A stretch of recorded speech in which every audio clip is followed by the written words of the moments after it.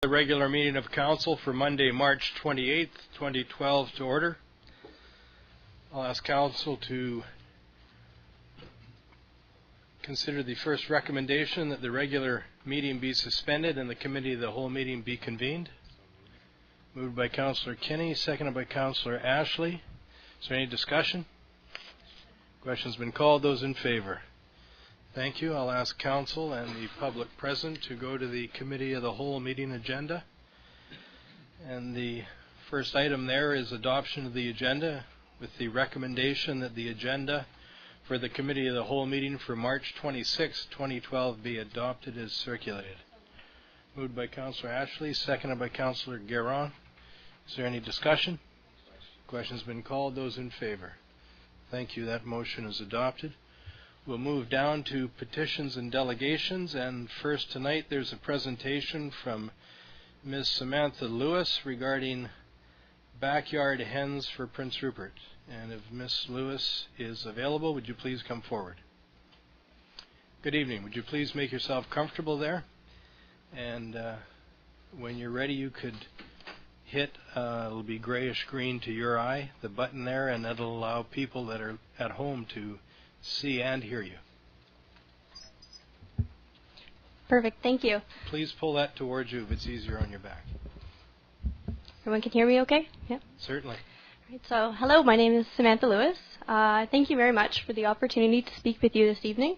I'm here to propose a relatively simple way that Prince Rupert can become a greener and more sustainable community by allowing backyard hens. Now before we begin, I would just like to tell you a little bit about myself and why I'm presenting on this today. I'm a second-year science student at NWCC, and I plan on majoring in something zoology related to further my love of animals. I grew up on a small, sustainable farm and had always kept chickens, and I found it to be an enjoyable experience. I moved out west about 3 years ago, and I'd always kept my eye on what was happening down south with the backyard hen movement down there. And when I moved to Prince Rupert, I bought a house here and would like to keep chickens, so my love for keeping chickens has kind of culminated. And it seems that the general consensus with the community, with everyone that I spoke to, was that this initiative was long overdue in Prince Rupert. So I decided to come forth and put something together for you guys to hopefully we can get something through here. So just a brief overview of my presentation. I'm going to start with just my proposal, and then I'll follow it up with some rationale behind it, and then get into the regulation, and we'll finish it up with a brief question and answer period. So to begin, I would just like to clearly state my proposal. I'd like to see the Animal Control Bylaw number 2987 amended to allow for the keeping of backyard hens in designated areas zoned R1 and R2 of the city. So to begin, some of you are probably wondering why exactly should we allow chickens? Now, some of the most obvious benefits of keeping backyard chickens are that it supports food security, it supports sustainable farming practices, it also helps reduce the carbon footprint of your city, they're effective composters, and they're also educative. They also provide organic and free fertilizer, pesticide, and herbicide, and they also fight factory farm abuse. For every chicken that you own on your own, it's one less chicken that needs to spend its life in the dark factory farms. So moving forward, there's been a lot of cities across BC that have also seen these benefits of backyard hens and have made the move to allow backyard hens in their own cities. So you can see all of the green dots represent cities that have allowed chickens. The purple dot is where it's pending. That would be Squamish. And you can actually add a purple dot to Smithers now because since this initiative has picked up speed, they have decided to join in. And I guess council has told them that they'll get back to them on that. So hopefully they'll allow chickens right away here as well. So another benefit to allowing chickens is there's definitely some health benefits to the eggs as compared to factory farmed eggs.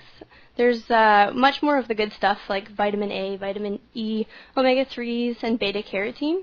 And there's almost half as, or there's much less of the saturated fat and cholesterol, the bad things, in free-range eggs as compared to commercial eggs. So also, another reason why this would benefit Prince Rupert is that the keeping of backyard hens also corresponds with the city's official community plan, particularly Section A of bylaw number 3298. In 2010, there was some revisions made to the official community plan, and there was a lot of there was a lot of focus put on green initiatives. So I feel that the allowing of backyard hens is in accordance with that. So another reason that this is great for Prince Rupert is that the residents really support this initiative. Over 300 signatures were gathered in support of the backyard hen initiative, and that was only after being out for maybe about a week and a half, 2 weeks.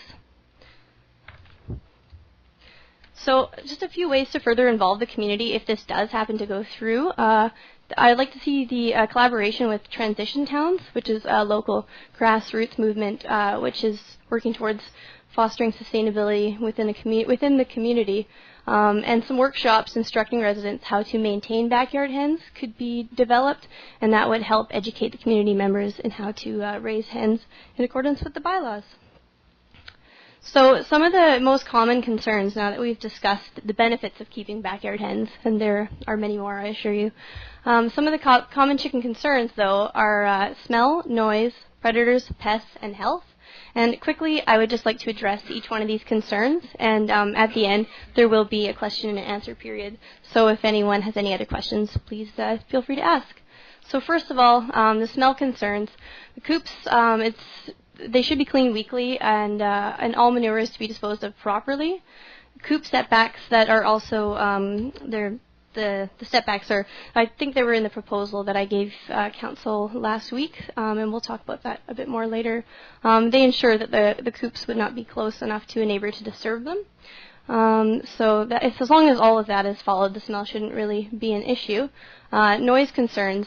Roosters are the noisy ones, and they would remain prohibited. You don't need roosters to get eggs. So the average hen cluck is actually only about 60 decibels, whereas the average human conversation is about 70 decibels. And a dog bark is 100. So, I mean, in comparison, hens are actually quite quiet. And once again, coop setbacks would ensure that the coops are not close enough to neighbors to bother them. And predator concern. We do have wolves around here, so that was a concern that a lot of people had brought up. Now, the answer to this is making sure that your coop is secure. As long as predators don't have access to the hens, then it shouldn't be an issue. They shouldn't be any more of an attractant for predators than the average house cat. And all hens must be roosting in coops at night, so if you let them out in the garden, they have to go to bed at night. And the other concern is pests. The pests are actually attracted to the grain, and if left for long enough, the eggs as well. So provided that the coops are once again secure from pests, that shouldn't be an issue. And all grain and feed is to be stored in a secured container inside the house or somewhere where pests can't get to it. And once again, provided that that is all taken care of, it shouldn't be an issue. And finally, health concerns. Now, communication with the Northern Health Board ensures that residents' health is being looked after. What they've done in Terrace is they just stay in communication with the health authority, and if there ever happened to be an outbreak of, avian bird flu or, God forbid, that at least the city would be aware of this, and then the proper safety measures can be taken. The biosecurity requirements of this proposal further ensure the safety of all residents as well. That's also listed in the proposal that I had given you last week, so hopefully you got a chance to take a look at that. BC government vets also agree that backyard hens pose much less of a risk than factory farm poultry in transmitting bird flu, mainly because of their genetic diversity and their overall health. And so I think with all that in mind, you can see that the health concerns of keeping hens is relatively small. So moving forward, I'd just like to get into the regulation of it. This is where a lot of people's questions come in. What does it look like? What would the framework look like? If it was passed, what would the new amendment or what would the new bylaw look like? How would the city go about regulating this sort of thing? So the current bylaw, 2987, looks like this. I don't really have time to read all of it, so basically it just says no livestock, and for the purpose of this bylaw, poultry was included. So the amended bylaw, just to make it as easy as possible, It could look something like this, just adding, as you can see there, that line to definitions, where except that this prohibition does not apply to A, keeping hens, subject to sections 2 and 3, and then 2 and 3 would need to be added as well, 2 being permitted zones, which is again referencing zones R1 and R2, which, a side note, helps keep these backyard hens out of potentially densely populated areas like mobile home parks and multifamily dwellings. So, and then thirdly, the keeping of hens. That there's a big list of what that would entail in your handout as well, and it's things like the coop guidelines, the setback requirements, having the outside and the inside of the hen house covered, all of that good stuff. And again, for brevity's sake, I don't really have time to read out everything that's on there, but I hope you did get a chance to take a look at that. And so the potential cost to the city, and this is coming off of the numbers that the lady in Terrace who did this, who works for the city, Tara Irwin, the sustainability coordinator, she had said that it took them about 15 to 20 hours of work approximately to do the amending, and that included some research, which she was gracious enough to share with me, so that should help cut down on the time it would take the city of Prince Rupert to do something like that. The cost of printing applications and licenses would also be something to take into consideration. The hours of work for the bylaw officer to perform coop inspections, if necessary, would also be taken into account. And the coop inspections, I recommend that they are complaint-driven, much as dog inspections are. So if a neighbor has an issue, then they would phone the city, and a bylaw inspector or a bylaw officer, would be sent out to do an inspection. And if it proves to be a problem, then it would result in fines or the loss of a poultry license, which I'll get to in a second here. So the cost of the city staff time, again, to process the applications, licenses, and any potential complaints would also be something that would be taken into consideration. But there's another side to this coin as well. This has the potential to generate revenue for the city. The application and licensing fees can generate revenue. In some cities, a poultry license, which is how I recommend kind of regulating this, it can be anywhere from $5 to $150 to apply. So, I mean, that could generate some money. And also, if any infractions of licenses should occur, which I'm sure they won't, subsequent fines may generate revenue. Now, this also increases the disposable income of families within our city. They'll have more money for other things. So this also creates a business opportunity, as some people have expressed interest in perhaps wanting to start like a small feed store or something like that. And also euthanasia, disposal, and veterinary-related costs are something that would also be created out of this, as there's no backyard slaughter allowed associated with these chickens, so they would have to be brought to a vet. And euthanasia costs, obviously, are something to take into consideration. So, in conclusion, allowing backyard hens in Prince Rupert is a step towards becoming a more sustainable and environmentally friendly community, and subsequently, the bylaw prohibiting the keeping of hens should be amended. An important note here on regulating hens, that the licensing thing I'd like to get back to. I also included just a draft of what some cities have done in the proposal. I think that is a really important aspect of this, as it would be a way to keep sort of tabs on who has chickens, what they're using them for. And when people apply for a poultry license, it's subject to a set of conditions that are set out in that section 3 of that bylaw there of the keeping of hens. So if any of those are found to be, any of those conditions are found to be broken, then it would result in a loss of license. So, and finally, if anyone is curious about my references, where I've gotten any of this information, it's all right there for you. And so if council or your worship have any questions or comments at this time, I would love to hear your thoughts on this matter. Sure, thank you very much. Council members, if you've got any questions. Councillor Rice. Thank you for your presentation. I must say it's extremely thorough and organized and well laid out. It's very impressive. I'm curious to know, in your research and looking at other municipalities that have kept hens, has there been situations where standards have not been met to the guidelines that you were just referencing? And what happens if someone's not properly caring for hens? What are the consequences in other communities?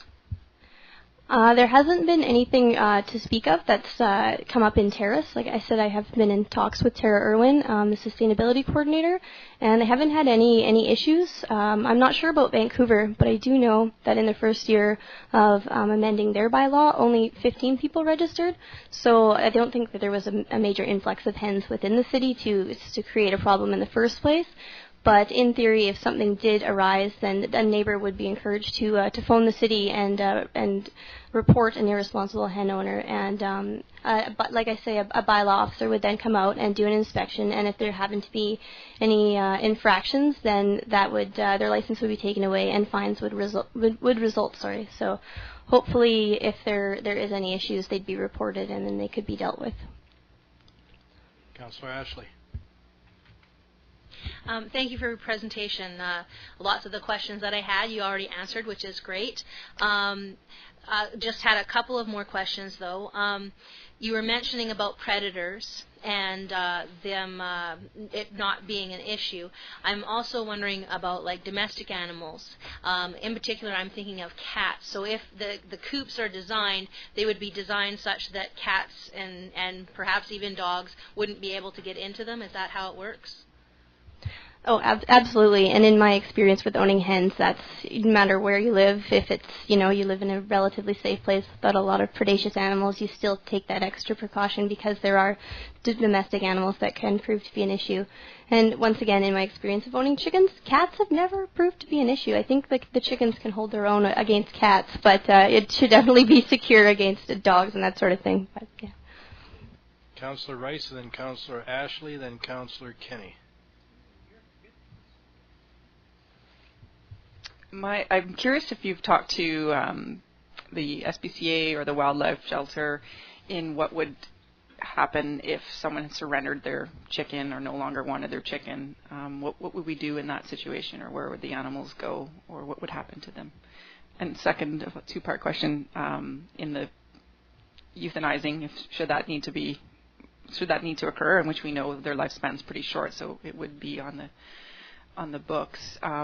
Is our current vet capable of handling chickens? Those are very good questions, and I have actually not spoken to the SPCA or the wildlife shelter directly about that issue. I think that would be something to look into, whether or not the SPCA is capable of taking on more chickens. But I do know the wildlife shelter has had a rather large flock. So I think that they definitely have the capabilities to take on birds. Whether or not they can take on more is the question. So, and as far as the capabilities of the vet, the euthanization of a chicken is similar to other animals, just smaller doses. So that being said, they would have the capabilities, I do believe. Councillor Ashley. Just another question. You mentioned having workshops put on for people about how to do this. Who do you foresee putting on these workshops? Transition Towns, I'm not sure if anyone is aware, but they're a fantastic movement, and they're very, very much on board with something like this, and they've expressed interest in wanting to put together some workshops. And as well, we have members within the community that may or may not already have chickens that have also expressed interest in wanting to sort of share their knowledge as well. So, Councillor Kenny. Thank you, and thank you for your presentation. We have enough problem with euthanization as it is now. The SPCA can't put them down, half of them down, because they don't have the money, etc. That's one thing I would like to see. If that was the case, they could possibly be asked to pay that themselves, And because with the wildlife, the elderly couple that looks after that, they have no more room for nothing, and they use all their own money. It's just, I think this is a great idea. But it's just those kind of things that we have to think about. Yeah, absolutely, and I think the owners should be held accountable for the costs. Absolutely, and it's once again, as it is a smaller dose of euthanasia, that it's not actually that expensive of a procedure. So hopefully it wouldn't be something that would break the average family if they were found to be in a position where the birds had to be put down. So one thing at a time. Councillor Ashley. My last question, and it may be you that answers it, it might be Mr. Krekic.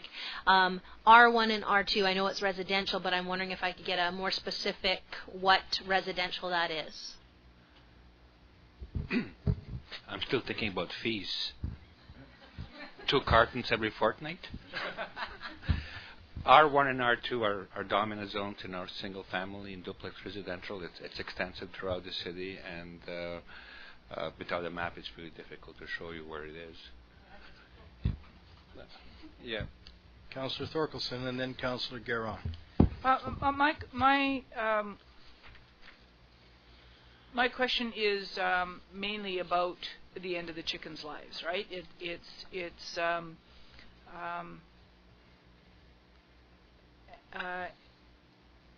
in here somewhere where I read, but I can't find where I read it. They only lay for 3 to 4 years, and then after that it says they quit laying. And so what I'd be interested to know what we should be expecting if we went through this bylaw on how to stop. Mr. Roden is laughing at me. That's why. Councillor Thorkelson, perhaps a good recipe. Yes. Well, I mean, I suppose most of us have friends that live in the country, and certainly we know what happens in the country when the hens stop laying. They usually get made into stew, and so I'm wondering here about people abandoning their hens is more of my concern. We've had problems with abandoning cats, and I guess a few dogs, but certainly cats have been abandoned all over town. And chickens might be a little bit harder to abandon. But I guess who owns a chicken? How would you know? Do other places have collars of some kind? And I remember when I suggested people put collars in cats, I wasn't very popular. But whether chickens need collars, so we know who to stop.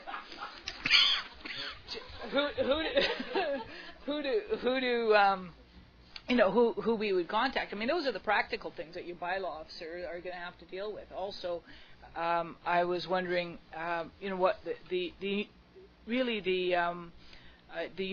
euthanasia part is really concerning to me. Whether you can eat a chicken that's been killed at the vets, if it hasn't been killed with if it's been euthanized as most dogs and cats would be with chemicals, then whether that animal's, whether you can eat that animal, whether you have to take it home and bury it, whether people would be tempted to eat it if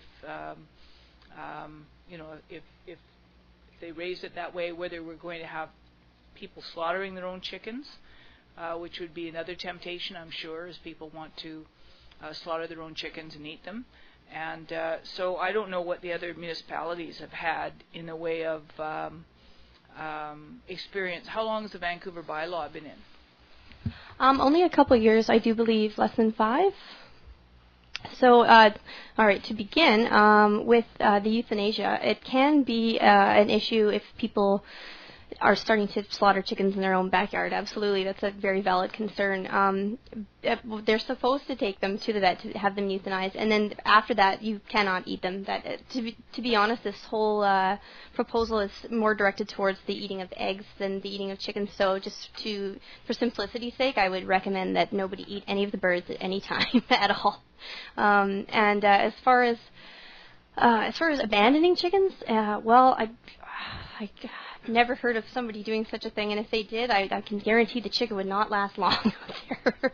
And as far as keeping track of who has what chickens, part of the poultry license, you would specify how many birds you have, and if the city decided to want to add like a description of the birds, perhaps, or the breed of the bird, because that can be quite characteristic specific, so you could identify, in theory, whose bird was whose, provided that we don't have this massive influx of birds, which I don't feel that we would. Is it not kosher in the bird community to put a band on their foot, if not on a collar, but a band so you could tell? Do you know? That could absolutely be done. I think they must do something similar in factory farm systems where they're marking the birds. So there's got to be a way to mark the birds. That isn't something that has been recommended in other cities. So being that they haven't had a huge problem with it, I feel like that's a positive thing for us. But it is a very good point, though, and being able to hold owners accountable for their flock is going to be important, I think. So that being said, I think as long as the licensing process is very thorough, then hopefully that will deter any people from getting chickens that aren't going to take care of them and that would abandon them. And again, with the fees, if the fee is high enough, not that I'm recommending it's really high because then people perhaps would not register in the first place, but if it does cost them a bit of money to get into this, it will deter irresponsible hen owners. So. Any other questions? Councillor Guerin. Thank you for your presentation, Ms. Lewis. It's nice that you've come forward with this proposal. My question for you is about sustainability, and maybe it's more towards transition towns. I would think that the sustainability issue, if we're euthanizing chickens and putting them in our landfill, I don't think that's a really good idea. I'd rather people be able to eat them. So I didn't grow up on a farm. I know not too much about chickens. I know I like to eat them, and I know a little bit about how they live and how they're to be raised. But what did you do with your hens when they were at the end of their life?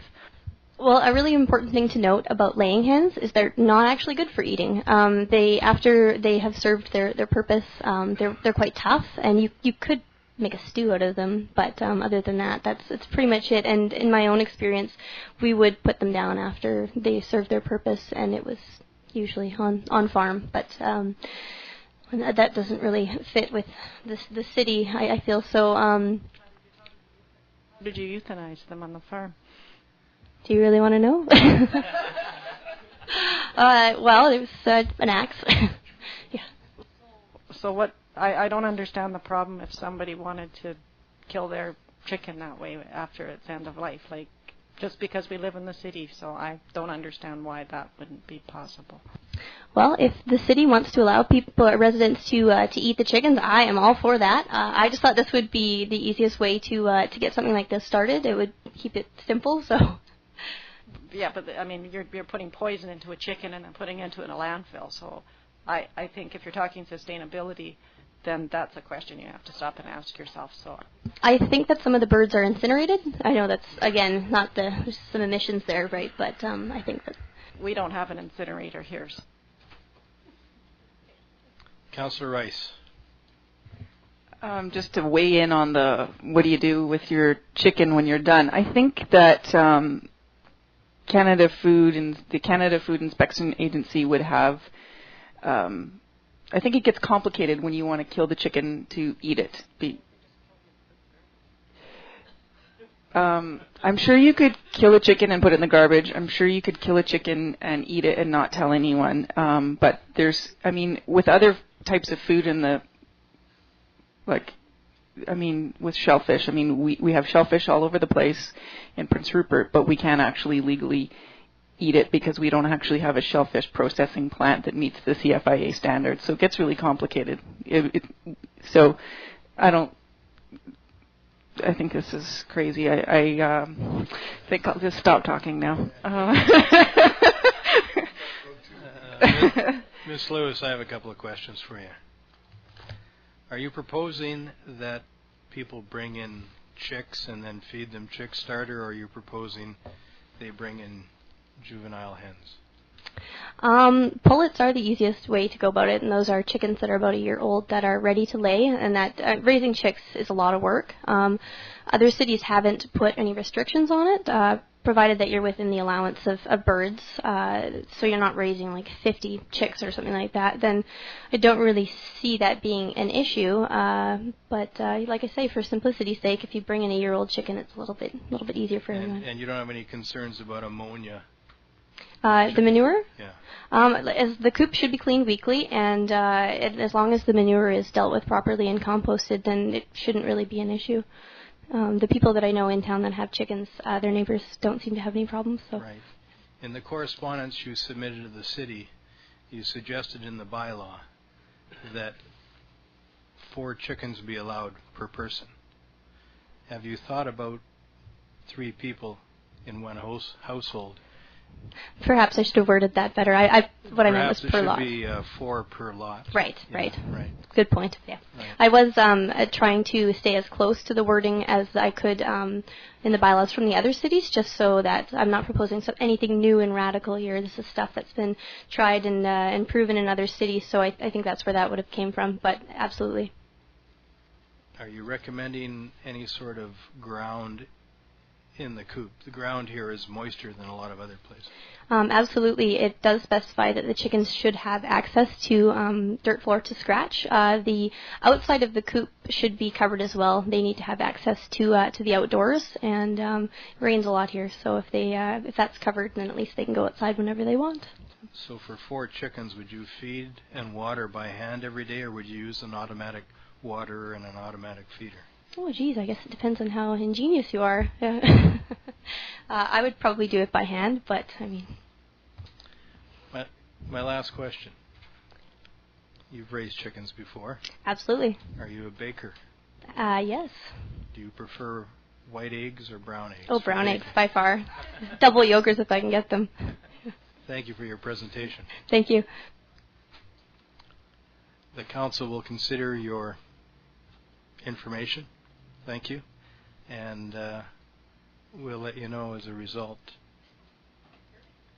Thank you. Well, thank you all very much. Have a great night. We'll be here for a while. You're welcome to stay.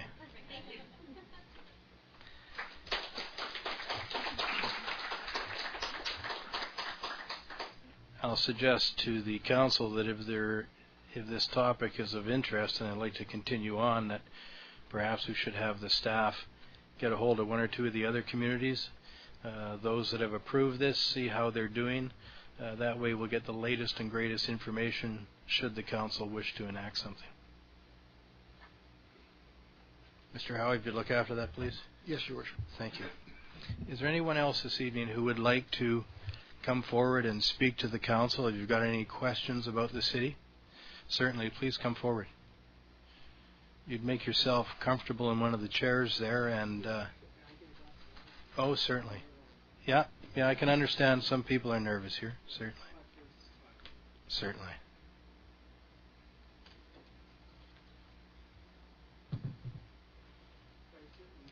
Certainly. And if you'd, when you're ready there, when you're comfortable, if you'd press it'll be grayish green to your eye, and press that. That'll allow people that are watching and listening at home to see and hear you.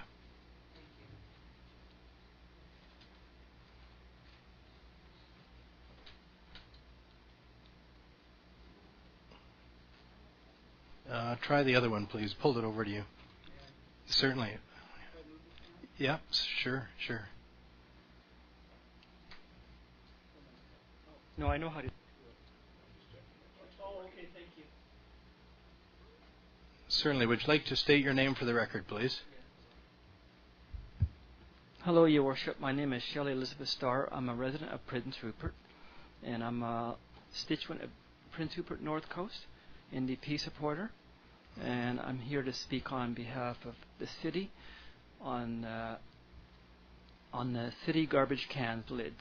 I live on Kootenay Avenue, Prince Rupert, but Your Worship, I don't wish to give my address for security and my safety. Certainly. Your concern is? This is, I live in a new development, and yeah. But I live on Kootenay Avenue. Right. And it's the city garbage cans. It's the round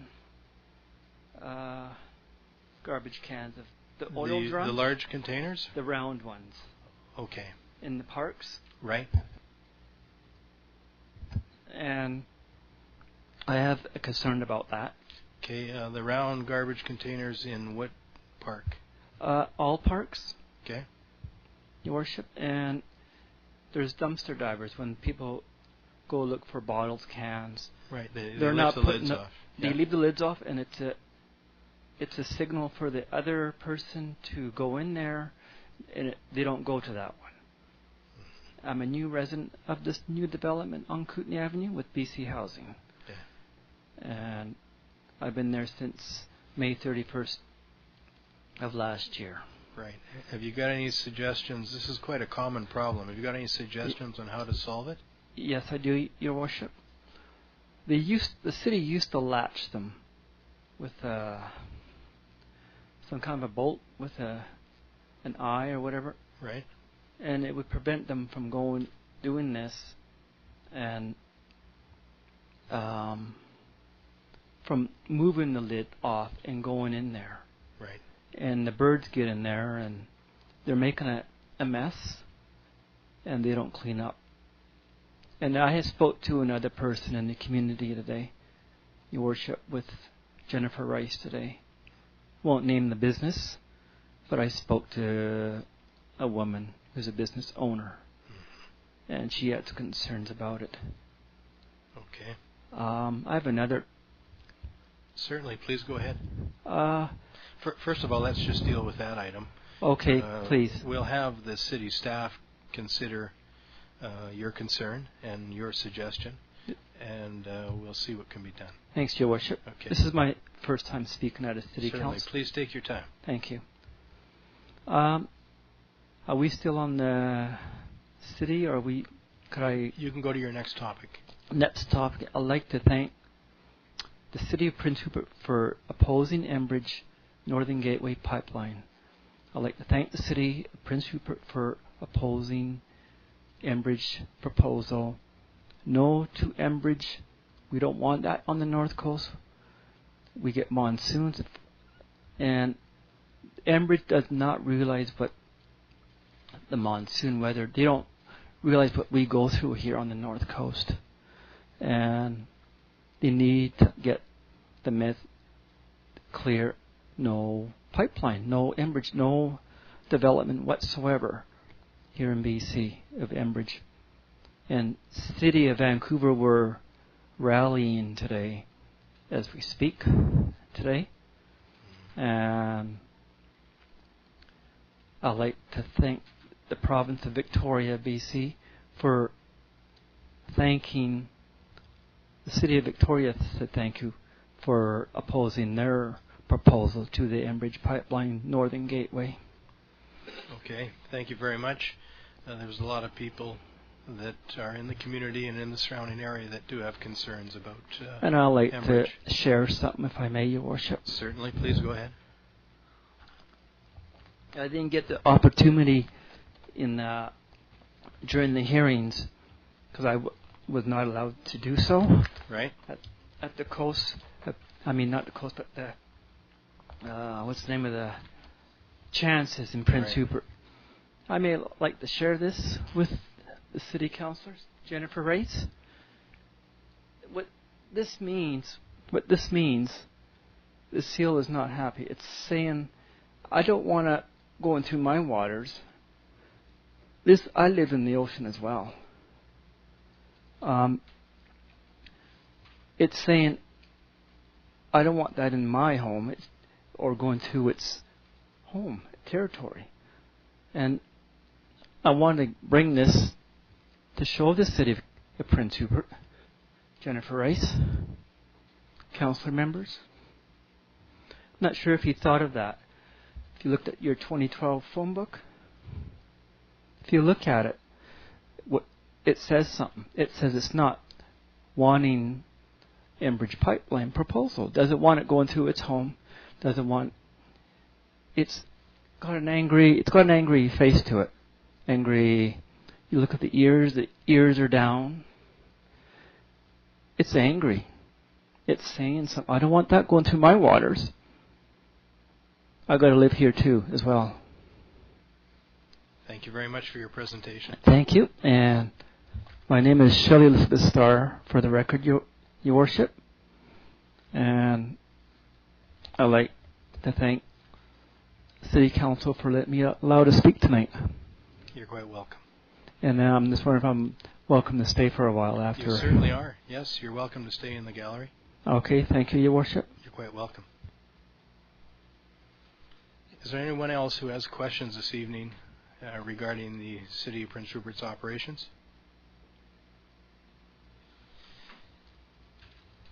If not, I'll ask the council to consider an adjournment to reconvene to the regular council meeting. Moved by Councillor Garlick Pearson, seconded by Councillor Ashley. Those in favor? Thank you. We'll now go back to the regular meeting of council. The first item on the regular agenda is the agenda be adopted as circulated. Mr. Grodecki, are there any additions or deletions this evening? No, Your Worship. Thank you. I'll ask council to consider the agenda as it is. Moved by Councillor Kinney, seconded by Councillor Ashley. Is there any discussion? Question's been called. Those in favor? Thank you. The agenda is adopted. For council's consideration, there's 3 sets of minutes tonight. The first recommendation is that the minutes of the Special Committee of the Whole meeting of March 5th, 2012 be received. Moved by Councillor Ashley, seconded by Councillor Carlick-Pearson. Thank you. That those minutes be received. Question's been called. Those in favor? Thank you. Those minutes are received. Next, there's a recommendation that the minutes of the Special Council meeting of March 12th, 2012 be adopted. Moved by Councillor Kinney, seconded by Councillor Ashley. Is there any errors or omissions? Question's been called. Those in favor? Thank you. Those minutes are adopted. Next are the minutes of the regular council meeting of March 12th, 2012, and the recommendation is that they be adopted. Moved by Councillor Ashley, seconded by Councillor Carlick-Pearson. Are there any errors or omissions? Question's been called. Those in favor? Thank you. Those minutes are also adopted. Next, under petitions and delegations, there's a presentation from our Chief Financial Officer, Mr. Dan Roden, regarding the 2012 budget. Mr. Roden, your presentation, please.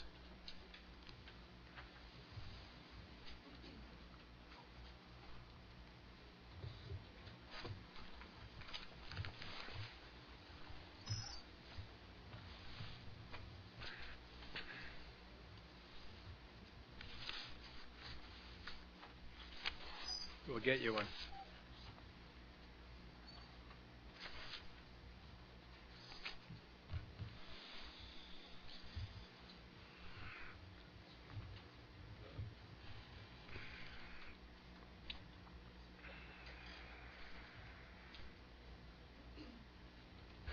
Thank you, Your Worship.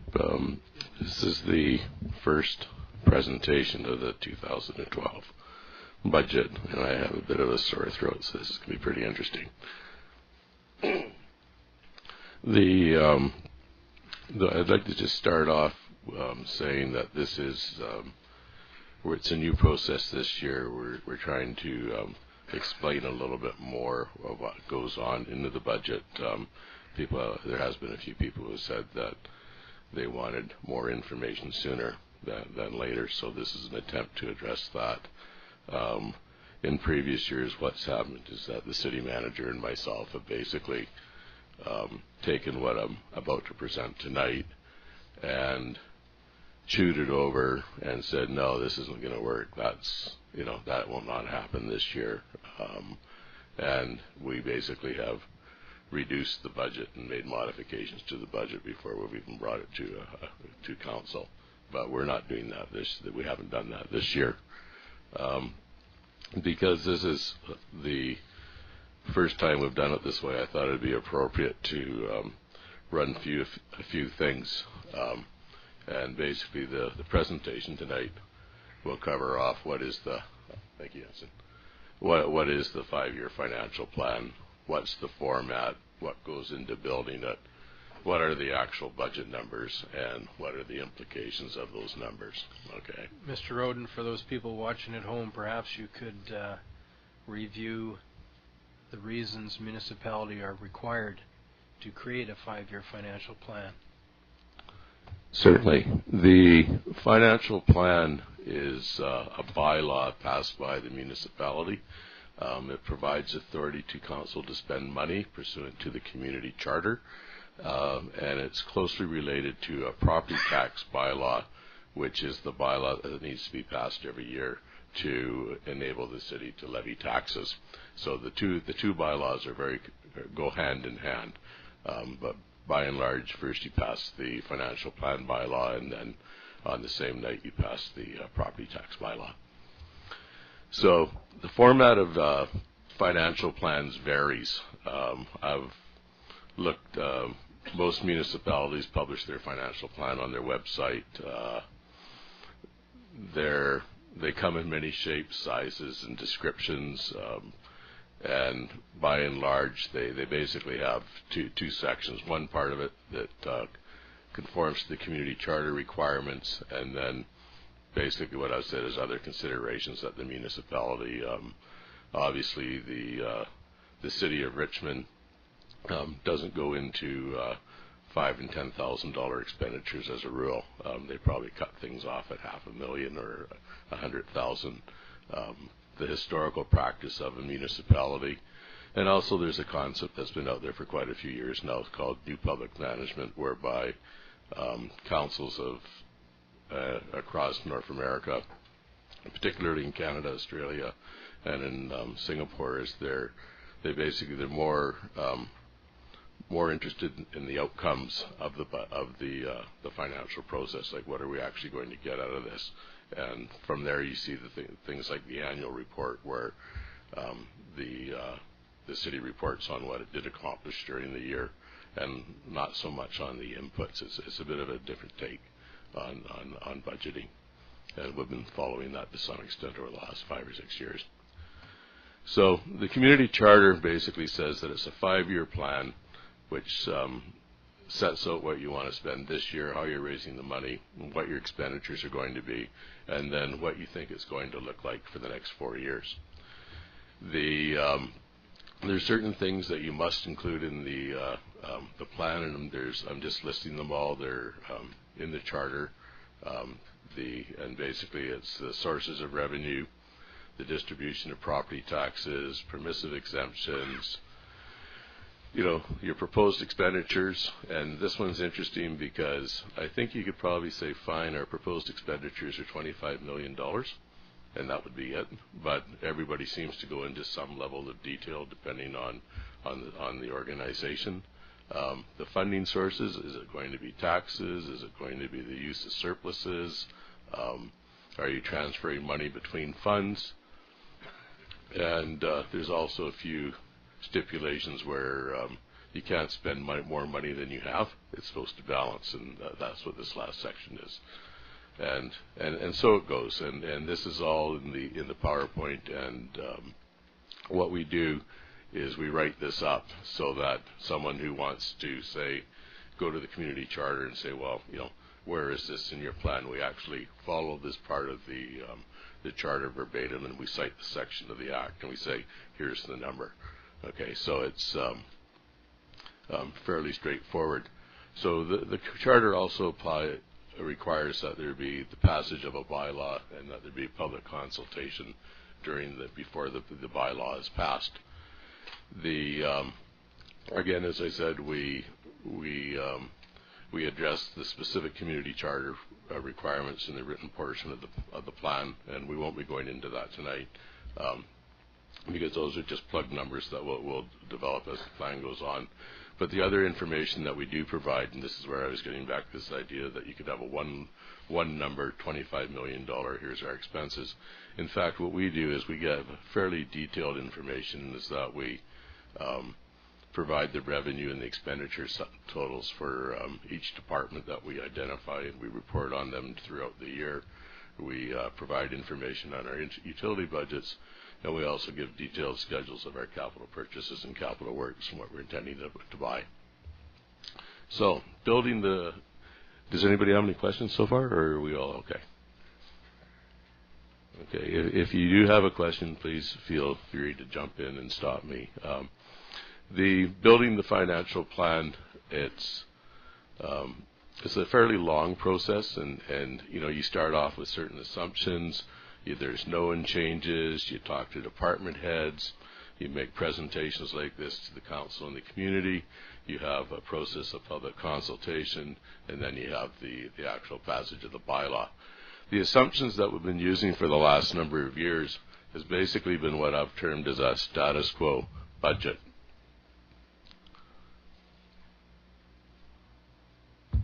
And that means, this year is going to be pretty much the same as last year. we're going to provide the same municipal services. We're going to estimate conservatively. We're going to be conservative on our revenue forecasts, and we'll be conservative on our expenditure forecasts. And basically what that means is that we'll probably underestimate our revenues a little bit to be on the safe side, and we'll probably overestimate our expenditures a little bit to be on the safe side, so that nothing goes bump in the night. The other thing is the environment is pretty much the same. Same governments in power. Community hasn't changed much locally or provincially, and it's not getting that much warmer or colder either, so there's not going to be a huge change in energy prices that we can see at this point in time. So the known changes that we've included in this budget are we're backfilling some positions, right? Some of the positions during the year went vacant, and there was sizable savings that occurred because we simply didn't fill the position for some time. We're making some capital purchases, which will be listed further on in the presentation. Similarly, capital works. We know we're not incurring an election cost this year. That'll save us about $30,000. We know that there are some price changes. Some things have gone up. Unfortunately, I haven't found anything that's gone down. We look at our current year experience, and we say, well, what happened in 2011? And what does that mean for 2012? Is it going to be the same, or is it going to go up a bit more? We look at utilization levels to some extent. Is something going on that we know is going to increase the usage of something which is going to drive our prices up? Or similarly, or is something not going to get used and our prices are going to get dropped down? And, you know, the question here always is, how much do I think it's going to snow next year, and how icy are the roads going to be? Because the more snow we get, the more money you have to spend on roads. Similarly, there's a couple of proposed changes in operating expenditures that I'll get into. So, department-headed discussions, we start actually back in October. We take a look at our financial statements from October. We extrapolate out the following 2 months, add it all up, and we use that forecast to start off and create a new budget. And then what we do is we revisit that several times with department heads over the next 4 or 5 months. In fact, we were talking to department heads up to last week. Sorry, not last week, but the week before on this. So as time goes on, we're constantly revisiting it. We will be revisiting the budget as we go through this process, and we will be continually fine-tuning it. So this year, council's approved the following schedule. Tonight's the first presentation. On April the 10th, is expected that there'll be a report to council on the community grant requests, and council can deliberate and decide how much money it wants to give other organizations in the community. And I'm sure that will be well watched. There will also be the capital works, council, and capital purchases. As you may remember, council approved by resolution a number of capital works and capital purchases back in December, so that staff could start working on those things, because there's the logistics of getting these things moving, engineers to hire, consultants to consult with. We've updated both the capital works and capital purchases, and we'll list them tonight, but we'll go have Mr. Horn possibly come in and go into more detail on some of the capital works. April 16th will be an opportunity for consultation. April 23rd, 3 readings of the bylaw, more public consultation on the 30th, and finally on May 7th, adoption of the bylaw. And of course, during any of these periods, council can give direction to staff and say, we like this, we don't like that, we think that, you need to shave a couple $100,000 out of the budget to bring it back down. We don't think an 8.5% tax increase is appropriate. We'd rather see a 3%. That kind of direction can be given to staff, and we'll certainly come back with modifications to the budget. And then finally on May 7th to adopt the bylaw. And it's important to note that legally it all has to be done before May 15th. So we've tried to leave us a couple of days in there should there be any changes that we need. So, the numbers. Basically, what are our funding sources? What are the price changes? And what are the operating departments saying? What was their experience last year? What are the cost increases? And how is it going to affect them this year? Okay? Okay. This is going better than I thought. Okay. I think I've got 59 slides, and I think this is about slide 20. So, Mr. Roden, I wouldn't be lulled into a false sense of security about this. Okay. Thank you, Your Worship. So, funding sources. Basically, the city gets a number of grants every year. We get a traffic fine sharing grant. We get a small community grant from the province. We get a grant that was mentioned in the paper a couple of months ago when they were talking about the change, how the province has fixed the heavy industry cap for another number of years, and we get a grant to offset some of that. Additionally, staff spends a fair bit of time writing proposals to obtain grants. A lot of grants, from my perspective, they're nice to have. The Hayes Creek Sewer Grant was a really nice one to have because it was a piece of work that needed to be done. Similarly, the pump station grant that we recently got for $650,000 was a great one too. Other grants are more along beautification, and so you get trail grants and that sort of thing, and essentially you get a grant for $25,000 or $30,000. You spend $25,000 or $30,000. You spend $50,000 for trail, and then you've got a $3,000 operating expense for the rest of your life because you have to maintain the trail. So those grants have hidden costs. Service fees, we charge for any number of things: business licenses, dog licenses, possibly other licenses in that neighborhood. There's also, of course, the utility fees. We levy an annual fee for water, sewer, and solid waste. I would remind residents that to get your 10% discount, you need to pay fairly soon. And then, of course, there's property taxation, and that essentially acts as sort of the balancing act. When everything else fails, you go to property taxation to try and make it work. The other thing that the city has is it has reserves. Over the last number of years, we have significantly depleted our reserves in an attempt to keep taxes down. We've pretty much spent our equipment reserve. A number of other reserves have been depleted completely. And again, it's been an attempt to keep taxes down. Finally, there's operating surpluses. People may remember that around 2000, 2001, the city had a $10 million operating deficit. Last year, we came out of the deficit where we had a small surplus again this year. So now we're actually going to start using those surpluses, the operating surplus, to fund projects. We were not going to use it for operating expenses, but for things such as capital purchases and capital works, we will use it. Similarly, in the water, sewer, and solid waste, for example, last year we funded about $2 million out of the sewer surplus for the Hayes Creek Sewer project. So those are our funding sources.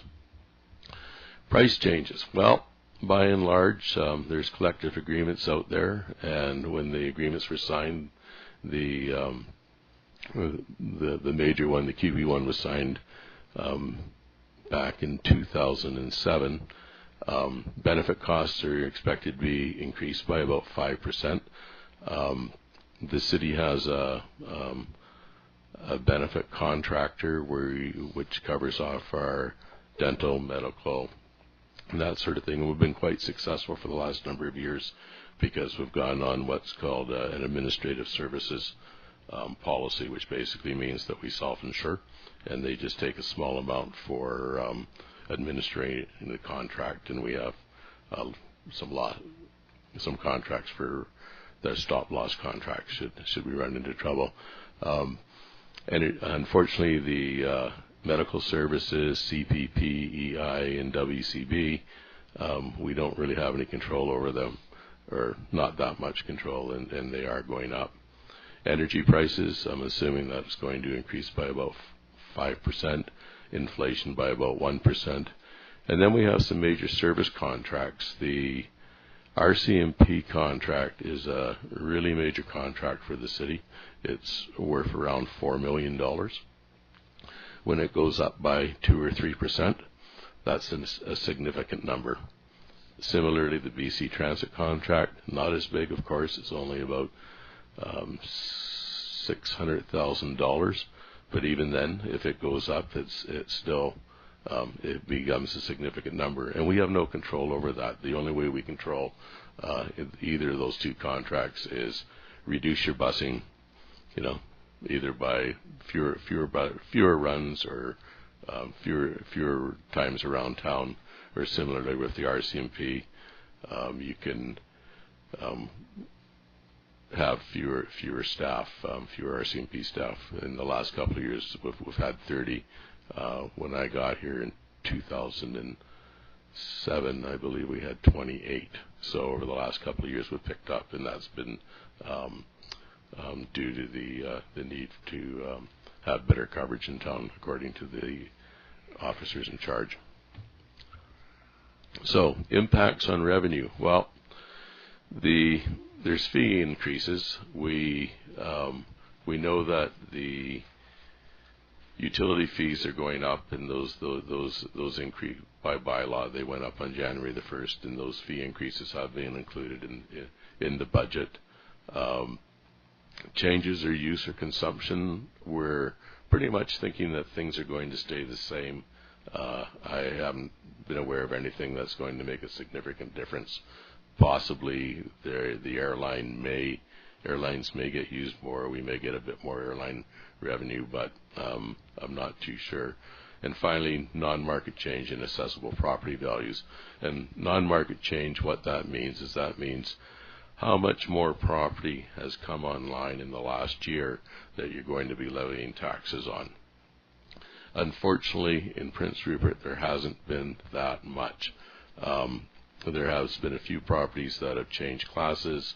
There's been a few properties that have won appeals with the dispute advisory panel, and they've actually got reduced assessments.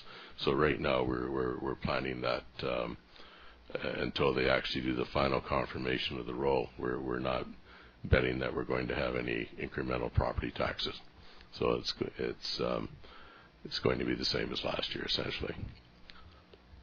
So here are the numbers. Now, what I've got here is I've got about 30 slides. They all look pretty much like this. They identify each operating department. The first, hopefully you can read this at home if anybody is still watching. The first, you have the total revenue year to date, what we budgeted for 2011, what the variance was, what we think we're going to get in 2012, and what the variance is. So, for example, in this one, the actual year to date was $1,172,000. We'd budgeted $985,000. There was a positive variance of $187,000. This year, we're thinking we're going to do a bit better. We're going to do $1.14 million, and we think that that's going to be a bit of a decrease from this year's revenue of $32,000. So what I propose to do is I'm not going to read out. I'm just going to touch on the ones which are significant or which I think are maybe of interest. Similarly, the expenditures are the same way. Total expenditures for the year, what we budgeted, what the variance is, what we think is going to happen for 2012, and what we think the variance is from 2012 to the year-to-date December. Okay, so in this one you see that we think that the total cost is going to go up by about $283,000. So why is all of this? Well,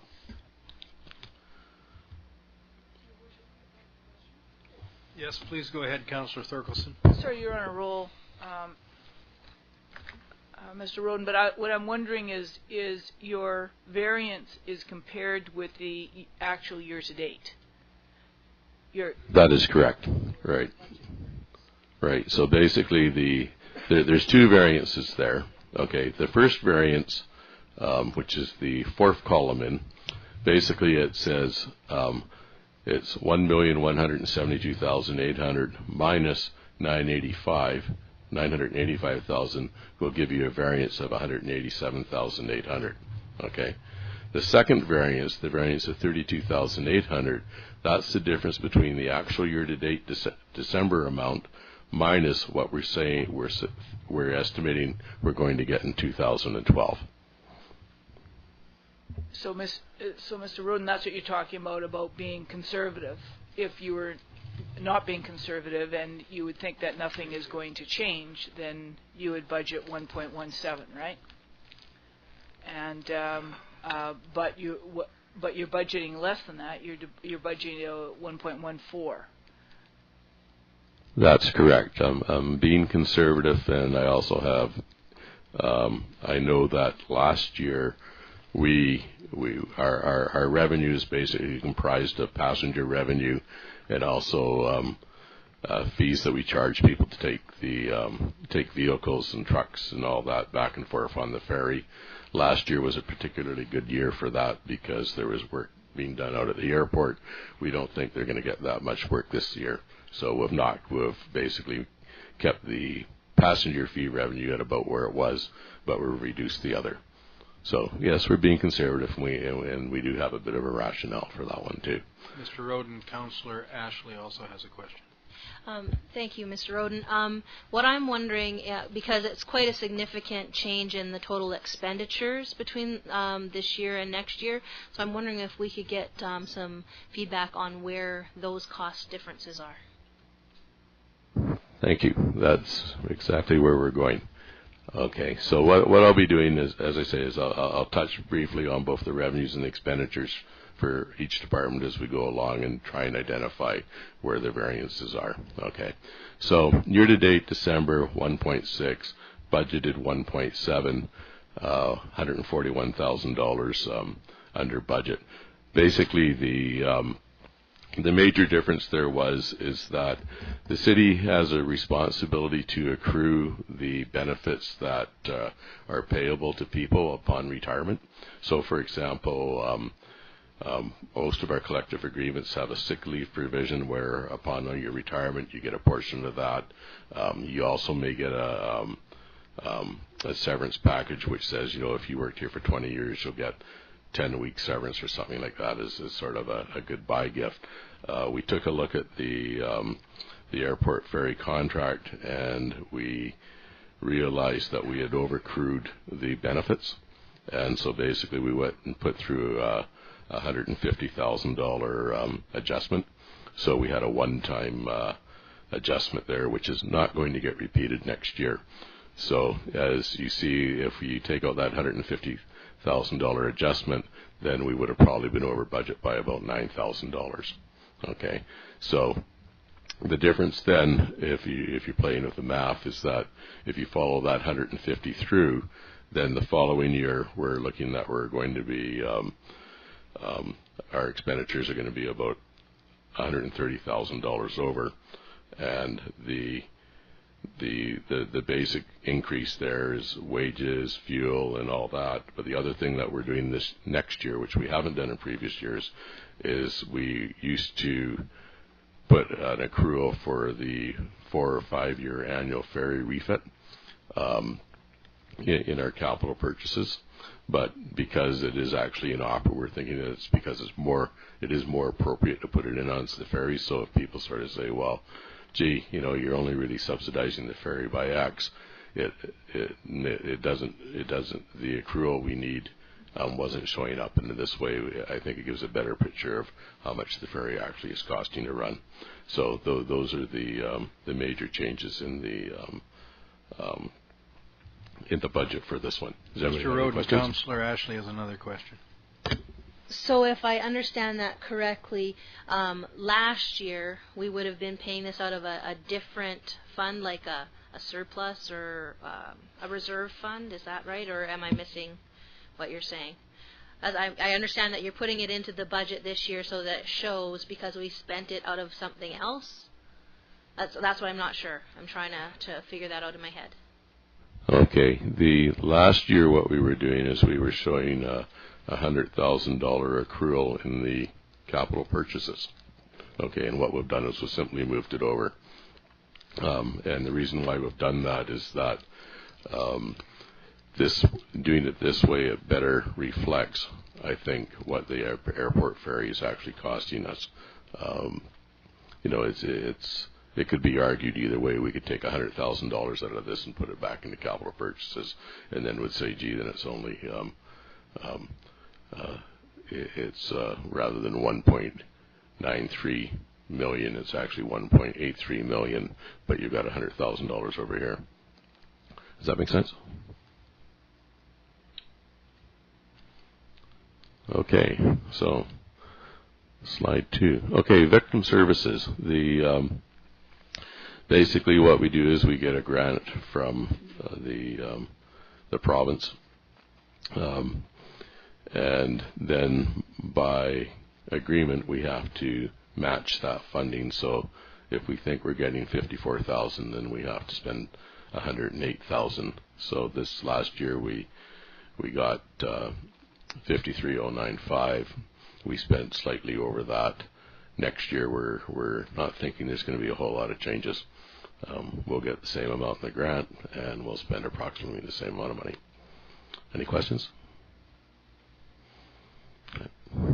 Some of these are really straightforward because it's very status quo, and the only thing that's going to change is there'll be a change because there's a collective agreement. It's got a wage increase, or there's a change because there's a benefit increase, or there's a change because there's an energy increase. There's very few of them that.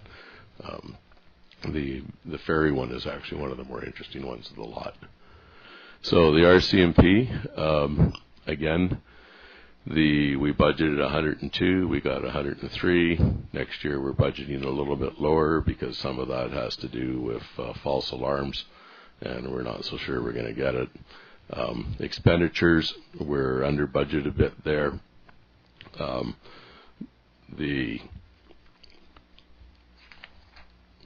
Just give me a second to get to my cheat sheet here.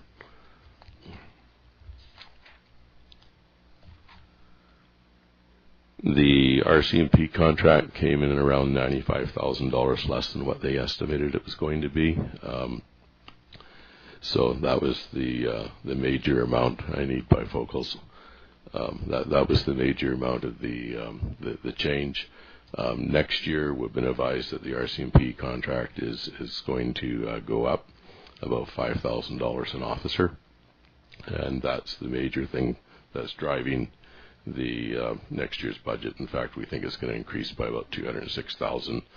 The rest of the changes are simply small amounts that relate to changes in wage increases and energy. Any questions? Is that on top of what you got here for the 2020, or is that you talking next year, meaning this year, or next year, meaning 2012? 2012 is $4,500,000. This is the budget for this year, 2012. Sorry, you're talking about the increase of 5,000 per person. That's next year in 13. That's this year. Yeah, the BC Transit and the RCMP, they're on a different fiscal period. So their fiscal period runs from April to March, and so it's part of their 2012 is our 2012, and then some of it is 2011, some of it is 2013. Does anybody have any questions? Okay.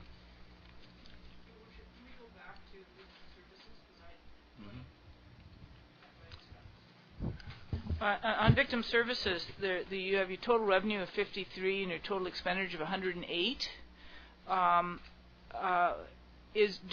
You said something about a grant, Mr. Roden. Is there a grant in the difference between the revenue and expenditure?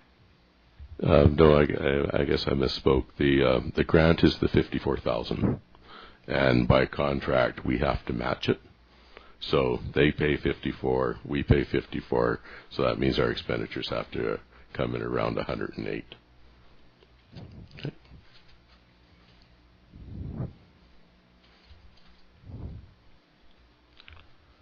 Okay.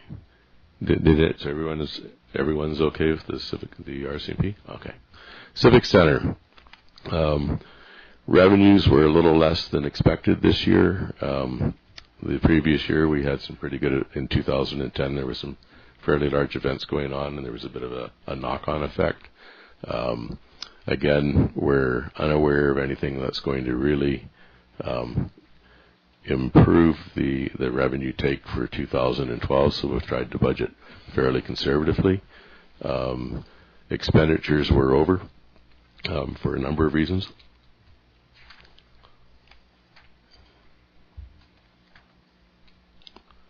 The major one was our wages were a bit over, and also our supplies were a bit over. For 2012, the major increase there is that in 2011 we tried to operate the Civic Center with one less senior person.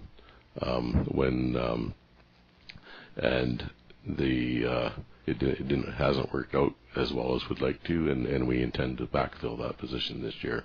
Hence, the increase is fairly significant because you're looking at the wages and benefits of a full-time staff member. Any questions? Okay. Community service.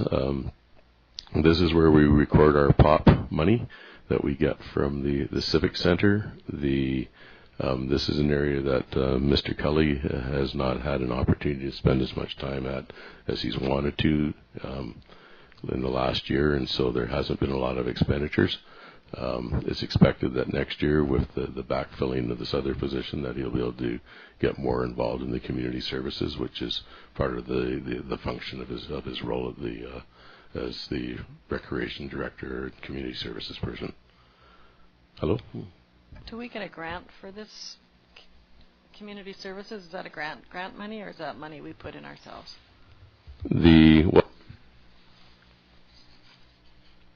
I'm sorry.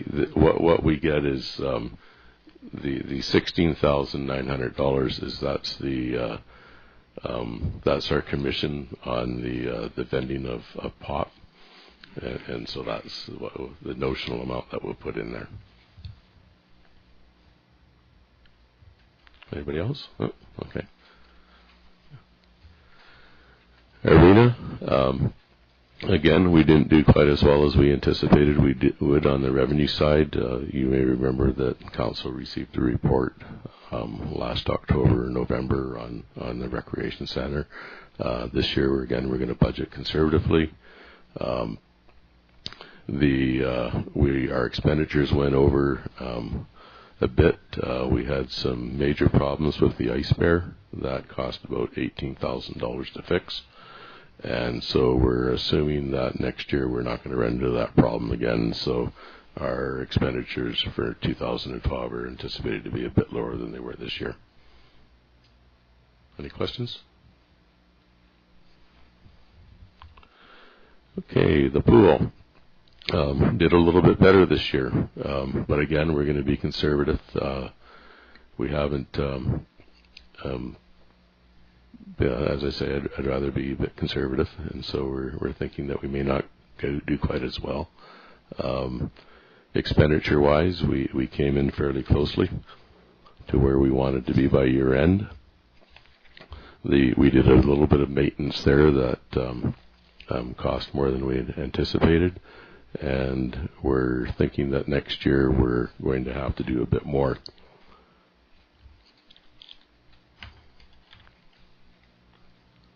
The major changes there for the pool next year. The major change there is the cost increased due to the collective agreements because there's quite a few people working at the pool, over $500,000 in wage costs. So it drives a 4% increase would be $20,000 in and of itself. Any questions? Okay. Bus transit. Again, as I said earlier tonight, the major driver here is the cost of the transit contract. Last year they came in lower than what they had budgeted, which was good. Our revenue was fairly close to being where we thought it was going to be, and we think it's going to be about there this year too. Next year they've advised us that the contract is going up yet again. They're pleased because they think that they're holding the line. And as I say, there's not much we can do about it unless we want to change the amount of service that we get. If we want to keep the service at that rate, then that's the contracted amount. Yes? There is a transit service review. Is that going to help us or make things worse? Or what is that going to do for us, would you suspect? It could do a couple of things. I am hoping that it will be a pretty good argument for that we have a good transit system. I think that we've always assumed that, and we've got a fairly high ridership, but I think that once we look at the details, we'll realize that it is working quite well. I suspect that it might encourage people, because this will be a fairly long public process, and hopefully it will encourage more people to take transit, and if that happens, it will also increase our revenue a little bit. So I think it'll be a positive thing, but I'm not expecting that there'll be great changes, given the state of our transit system right now. Okay. Do you know if they're going to look at different size buses, and would that reduce our cost or not? Unfortunately, it's a one bus fits all, pretty much. For the record, we have a bunch of dentist darts that the BC Transit bought hundreds of them quite a number of years ago. They haven't worked very well for anybody anywhere in the province. We're stuck with them until sorry, I'm getting on to a bit of a side here, but it's too good to resist. We're stuck with them until they've ended their useful life, and they have a lot of breakdowns, which increase our costs. There's been talk about smaller buses, but as Mr. Dupuis said when he came here a couple of weeks ago, he said, well, when you're in the middle of the day and you see 4 people on the bus, it looks ridiculous. But if you go there at rush hour when the kids are going to school, it's packed. And fiscally, you simply can't have 2 different buses. The incremental cost of the incremental capital cost of a small bus that you ran during the middle of the day would far outweigh the operating savings that you would make, because the only operating savings you'd have would be on fuel. Okay. The finance department, our revenue was a little bit up over last year. We made a few dollars more than we expected on tax certificates. We're not sure that's going to happen next year, so we've scaled it back to the usual amount. Similarly, on our expenditures, our wages came in less than what we anticipated, and we think that's going to happen a bit next year, so we're thinking that we'll be able to hold the line, and that the budget amount will be about the same as last year's budget amount, but the increases will be by and large due to an increase in professional fees and the collective agreement changes.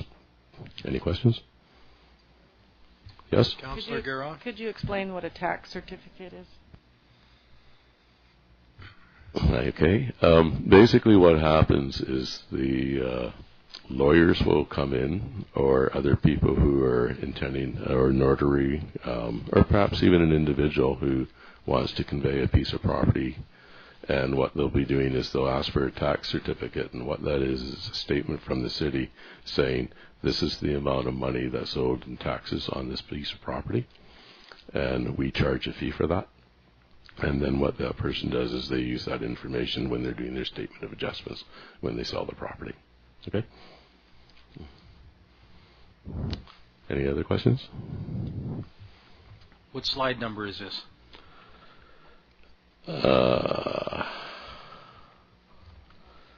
If I'd known, I probably could have numbered them, but that would have taken the, Please keep going. Okay.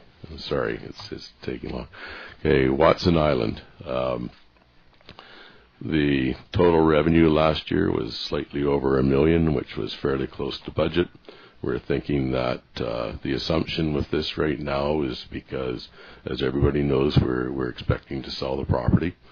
We're hopeful anyway, but we don't know for sure. But we're assuming that if things stay status quo for the entire year, then this is probably what it's going to look like.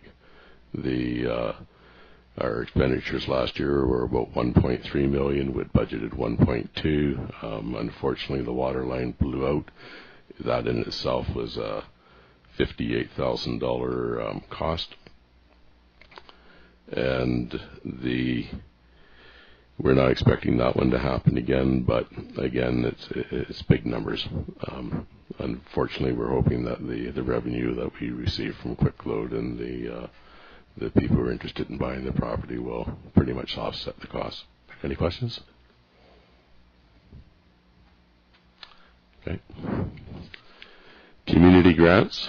The year-to-date December was 1.5. We budgeted 1.5. We were a bit over because the agreement we have with the golf course, the cost that we thought that the agreement we got into were going to be a bit less than what we had budgeted, but they came in over. For the purpose of tonight's report, we basically said that we're simply going to give out the same amount of money in 2012 as we gave out in 2011. As you know, there's about $150,000 more in grant requests out there that people have asked, but we haven't included them in the budget. Any questions? Okay, thank you. Information technology, they get a little bit of revenue because we rent space for a weather station on our roof. Our expenditures were $328. We budgeted $352. We're thinking about $358 next year. I want to note that last year the staff managed to do some fairly interesting things with our telephone system and our connectivity, and they reduced our costs a little bit, so it's nice to see. Any questions? Yes? How much does our weather station cost? We pay for the electricity. And who monitors it? Like, who looks after it? Do we look after it, or what? It's our own weather station? No. Oh, sorry. I'm sorry. No, it's somebody else's. We rent space on top of our roof, and it's radio monitored. It's why you get such great weather. If you go into our website now and you look at Prince Rupert weather, it can get quite detailed. It comes off that little station.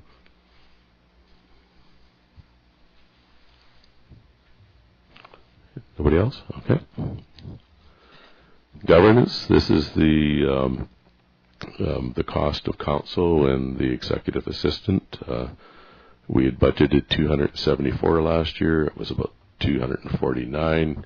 The reason why there was this savings was because there was the incumbent last year retired, and the position wasn't filled for about 3.5 or 4 months. That's not going to happen this year, so we're budgeting an increase over last year. Any questions? Okay, thank you. Corporate admin, they make a little bit of money signing documents. Again, the numbers are pretty inconsequential, so we don't really push it too much. Total expenditures last year were about $51,000 over budgeted. Sorry. The major thing was professional fees. The city is involved in the selling of a fair number of pieces of property, and also creating contractual agreements with the Archive Society. Those things took a bit of money, and so our professional fees were over a bit. For 2012, we're anticipating that the year will be pretty much the same, though we've reduced the amount in professional fees, and the difference has been made up with increases due to wage and benefits increases. Any questions? Okay, thank you. Civic buildings. This is an interesting one because it's what we do there is we include the cost of the janitorial for City Hall, our electricity, our telephone, and then we also have a small pot of money that we use for maintenance. Over the last number of years, staff has really tried to minimize the amount of money that we spend, because everybody has realized that we have not been a very rich community. And so in 2011, we actually underspent the budget by about $96,000 because it was decided to defer things until 2012. So this year we're expecting that we will be spending that money, and we've got quite a list of things to spend it on. Any questions? Okay, thank you. Development services.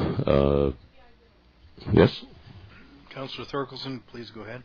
Thank you, Your Worship. Mr. Roden, when we show a positive variance of $96,000, do we take that money and forward it to the next year, or was that spent?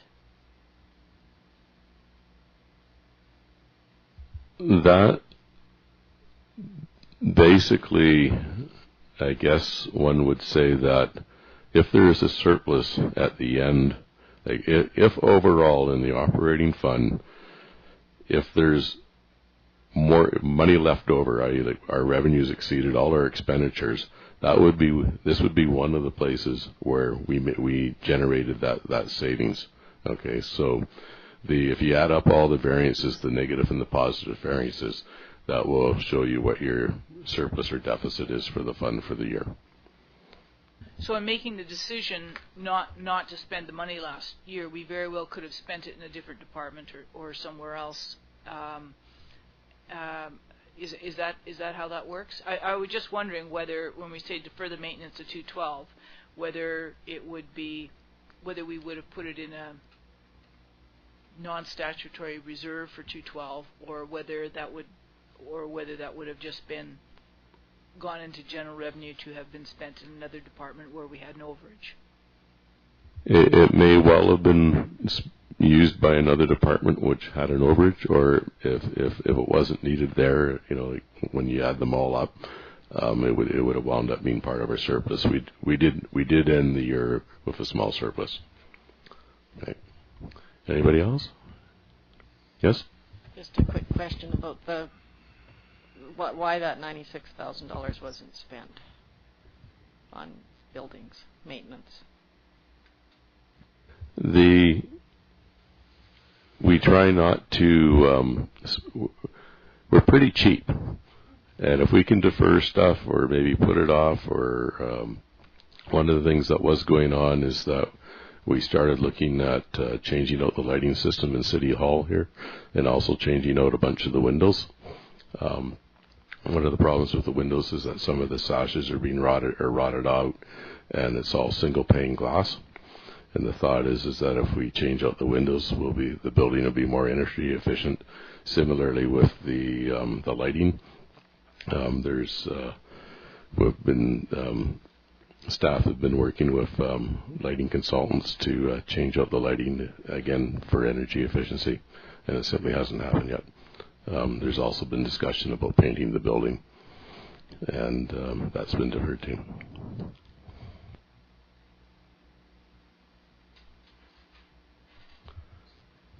Okay, move on. Development services. The revenues here are a mixed bag. Everything from dog licenses to parking to the leasing of property to other entities. In 2011, we assumed that a number of properties that the city held were going to be sold, and they did in fact get sold, but they got sold because of the conveyancing was a bit tricky. They got sold at the end of the year rather than the beginning of the year, and so we received a lot more lease revenue than we thought we were going to, and that's not going to happen next year, hence the huge reduction in revenue for 2012. In fact, we're thinking that 2012 will look like we thought 2011 was going to look like. Expenditures, we came in fairly close to budget, and again, we anticipate costs will go up a bit next year due to changes in changes in prices. Any questions? Okay. 911 service. This is the fees we get from our 911. People who have a landline in Prince Rupert, they pay a fee every month. We budgeted 200. We got 207. Hopefully, the people who are on landlines continue to stay on landlines. They don't pay a fee when they're on a cell phone because cell phones are mobile. The expenditures, we were slightly under budget, and again, we're thinking that next year there's going to be about a $20,000 increase due to changes in prices. Mr. Roden, Councillor Ashley has a question. Just a question on the 911. I'm just wondering, is it normal in 911 services for it not to be cost recovery in terms of if the people are using the service? And I know there's a fee that's charged to your phone, but I'm just wondering, because it's quite a big difference, about $200,000. So I'm just wondering if that's a normal thing, or if it's a legislative thing about how much we can charge. Just curious about that.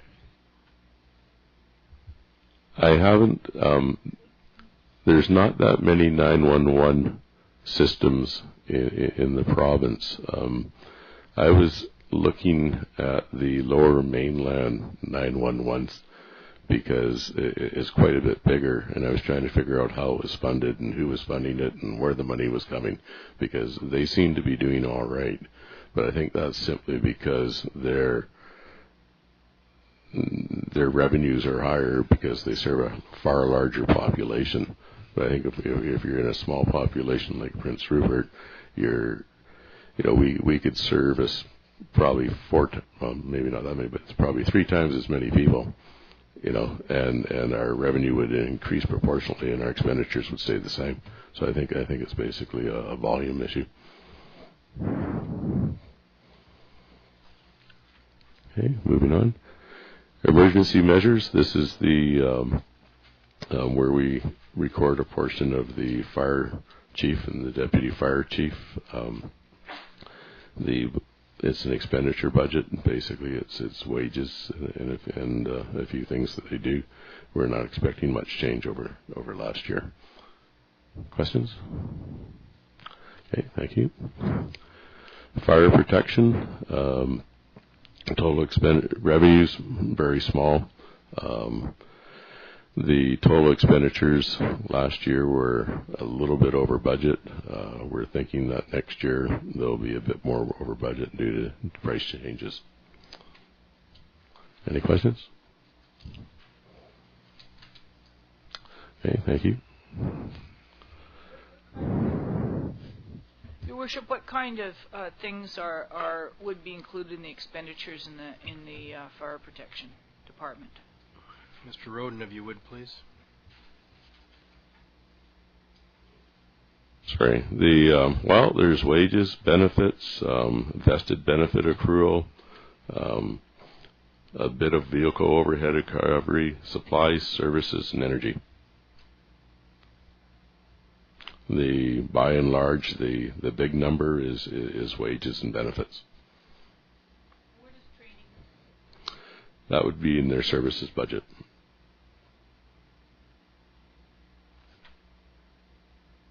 Okay. Fiscal expense. This department is basically a catch-all for a lot of different things. We code our corporate insurance here. We code our lease payments, our lease interest, our debenture payments, our debenture interest. And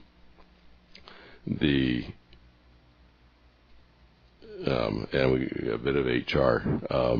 In 2011, we budgeted about $2.2 million. The cost came in at $3.2 million. It was three things that we identified near the end of the year that we realized that under accounting rules that we need to make a provision for. The first one was to set up an accrual for creosol. We had set up a small one several years ago, but we looked at the situation and realized that these things are liabilities to the city, and they will need to be dealt with. And under accounting rules, you're supposed to, when you identify the liability, you need to make provision for it in your statements. So we made a provision of about $244,000 for creosol removal. When the time comes, some of it won't happen for a while. That's true, but it's the way the accounting is done. The other very large one was the Moresby tanks. I'm not sure if everybody knows where they are, but they're on the road out to the ferry. There's three very large tanks that were installed during the Second World War, and then there's a bunch of other tanks that were buried farther back along the ridge, and they have turned the place into a bit of a brownfield, and there are remediation issues that need to be addressed, and so we have accrued about $900,000 there. And the final thing is that we had to make an adjustment on a tax dispute. So in 2012, we're thinking that it's actually, once you get rid of those very large accruals that weren't budgeted for last year, you'll see that in 2012 we're anticipating that we'll be spending significantly less money in this area. Any questions?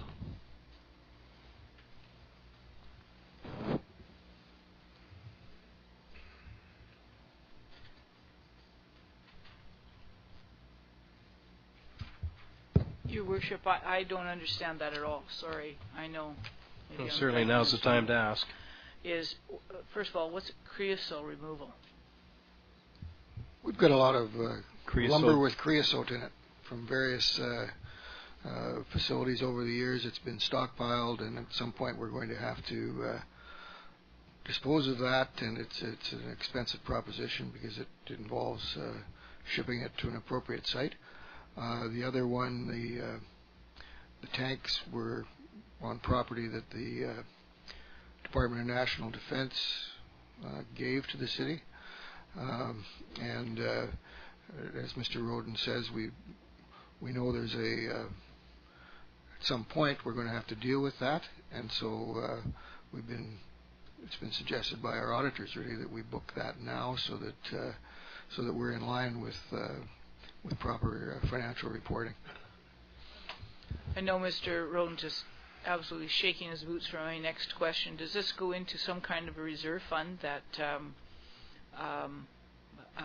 either statutory reserve or like what happens? Okay, because we've got a deficit of, well, if you just added those two figures, rough figures up of $244,000 for creosote removal and $900,000 for the Moresby tanks, and that's an accrual, right? And so does that mean that we therefore have how does that get managed, and what happens next year and the year after that? Like, do we put another $10,000 every year as an accrual into that fund, or how does that work? Okay, we'll deal with Either of them would be about the same. Okay, but basically what happened is that we, in the good old days before cities followed generally accepted accounting principles. I mean, remember when we went through the tangible capital asset exercise a number of years ago, that was the transition for cities that while you may still do your budget on a cash basis, pursuant to the community charter, when you prepare your financial statements, you have to prepare them under generally accepted accounting principles. So what's happened is that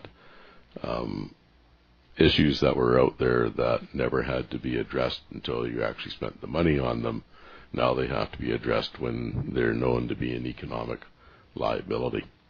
Okay, even though you may not do anything for a while, you still need to make provision for them. So what we've done this year is for the Creosote and for the Moresby tanks is we've made a very large provision for both. In our financial statements, we've recorded it as an expense, right? The money hasn't been spent yet, but so it's a prepaid expense and accrual, and the money will be there. So next year in 2012, Mr. Horn will be able to sort of say, right, I've got this money available to do this project. I can go out and hire some engineers and consultants and see how good my estimate actually was and actually get the job done. So basically what we've done is we've put the money aside. It hasn't gone into a reserve. Okay, it's simply been an accounting accrual. Does that make sense? And are we going to add to that every year? Under accounting, what we'll have to do is every year we'll have to revisit the estimate and see whether or not if we get new information or circumstances change, or we find that there is an issue of how we made the estimate, then we may actually have to increase it in a subsequent year, or if we may find, like by way of example, there's a lot of steel in those tanks. Now, if commodity prices skyrocketed next year and we got someone in to survey the tanks and give us an estimate about the amount of steel, and we could get a really firm price on it, we may find that we've actually overestimated and we could actually reduce it. But that might be unwise because commodity markets can change pretty quickly. So, but basically, it's a pot of money that we now have, and we believe we have enough money there now to address the issue. Interestingly enough, when we did some research on it, and we found that this actually came to council in Mr. Smith. Bill Smith actually had a report to council during his tenure that addressed this and said that it would be good if they started setting money aside to address it. But I think what happened, and this is speculation, but I think what happened was the city hit hard times at that point in time, and it didn't make sense to set aside money for something that you wouldn't be able to address for many years. And so, Your Worship, is this on our due list for next year? Like, are we actually planning to spend this money next year to do that? Like, is that in our... There is some analysis being done. Those tanks are monitored by city staff, Mr. Horn in particular. Mr. Howie, do you have anything to add to that? No, Your Worship. It's not in our... I don't believe it's in our current 5-year financial, but that gets adjusted every year. And there's a fair bit of work to do just trying to determine what the actual cost might be. It's our best estimate at the moment. Councillor Ashley and then Councillor Guerin. I know we've had discussions, brief discussions, at least in past council term, about these tanks on Moresby tanks or whatever. And I guess I know that the federal government gave them to us, and why can we not just give them back? Because I get tired of these other levels of government giving us things and then expecting us to pay to clean them up. We continuously have this happen, and I know it's a little aside right now, but it's a pretty big aside when we're looking at having to spend almost $1 million on fixing something that was somebody else created. And I really want us to pursue this, find out, this can't be happening just in Prince Rupert. This must be happening all over the place. I would like to find out what other people are doing about this, because I don't want to spend this money because somebody else should be. Right, I understand. Councillor Ashley, at the end of this budget presentation, you could make a motion. I will, actually. And to your question, the council of the day back in the 80s did try to offered the property back to the federal government, and they declined. But it's certainly worth looking at again. In terms of commodities, Councillor Ashley, it's recommended that you, if you're purchasing, consider corn and peanuts. Go ahead, please, Mr. Roden. Thank you, Your Worship. So, fiscal revenues. I'm sorry, Mr. Roden, I forgot Councillor Garon. Thank you, Councillor Ashley. Those were almost my exact words. So, great minds think alike. Mr. Roden, please. Thank you, Your Worship. Fiscal revenue. Again, we budgeted 5.6. We wound up with about 6.6, which is fortunate because of the Moresby tanks. We received quite a bit more revenue than we anticipated, and it was unfortunately all one-time revenue. And I just would like to spend a moment and just run through some of the major amounts that we got, which were a bit of a surprise. One of the first major ones is that the BC government property assessment increased significantly, and so we got about $95,000 more there in what's called a GILT, which is a grant in lieu of taxes. We changed the accounting on how we do our interest on investments. Before, what we used to do is we used to just record the portion that stayed in the operating fund, but for accounting purposes, we're now recording the full amount, and then what we're doing is we're transferring off a portion of that as an expense to our reserves, because the reserves do earn interest. But that showed an increase of about $100,000. One of our debentures was completed, and we received a refund from the Municipal Finance Authority of $154,000. Every year we budget our tax penalties very conservatively, because you just don't know how much you're going to get. And so traditionally we always get a bit more there, and last year we got significantly more. We got $146,000 more than budgeted. The traffic fine sharing we received last year, the last installment was more than we anticipated we were going to get, and we received $110,000 more there, and $140,000 more in the Small Community Protection Grant. And we also got a Coast Sustainability Trust grant for $85,000.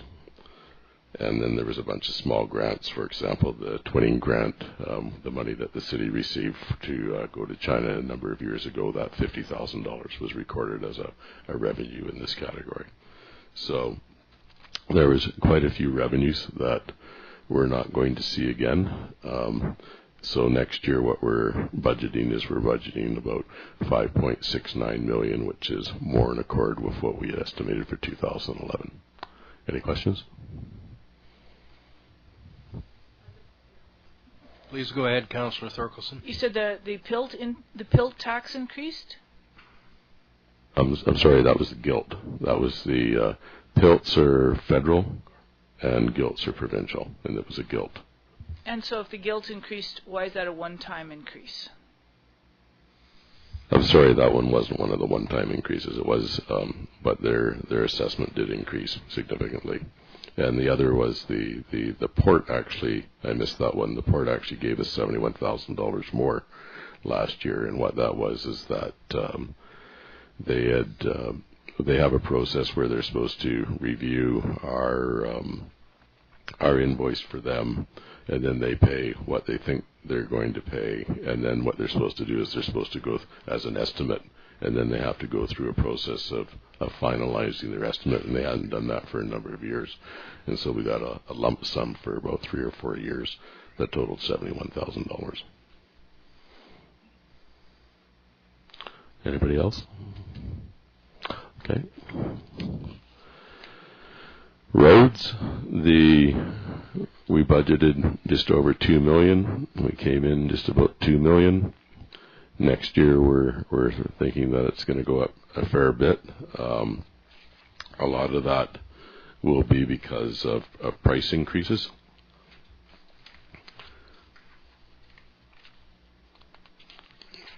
The major differences over last year are going to be the services, where we're holding firm on the services from last year, and so although we didn't spend quite as we saved about $83,000 there, we're going to be going up. And there's energy costs are going up slightly. The other thing that's going up is that we've changed how we charge out our wage overhead. And what we used to do is we had the vested benefit portion going to each of the public works departments on a different proportionate basis, and we've changed that also. Any questions? Okay.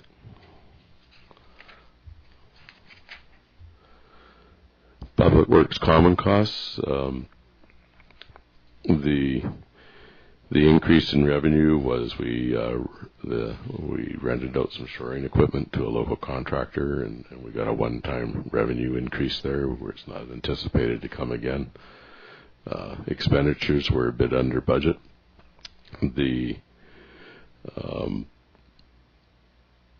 Basically, next year we're thinking that costs will increase again. Again, the major portions of costs are wages, benefits, and wage overhead.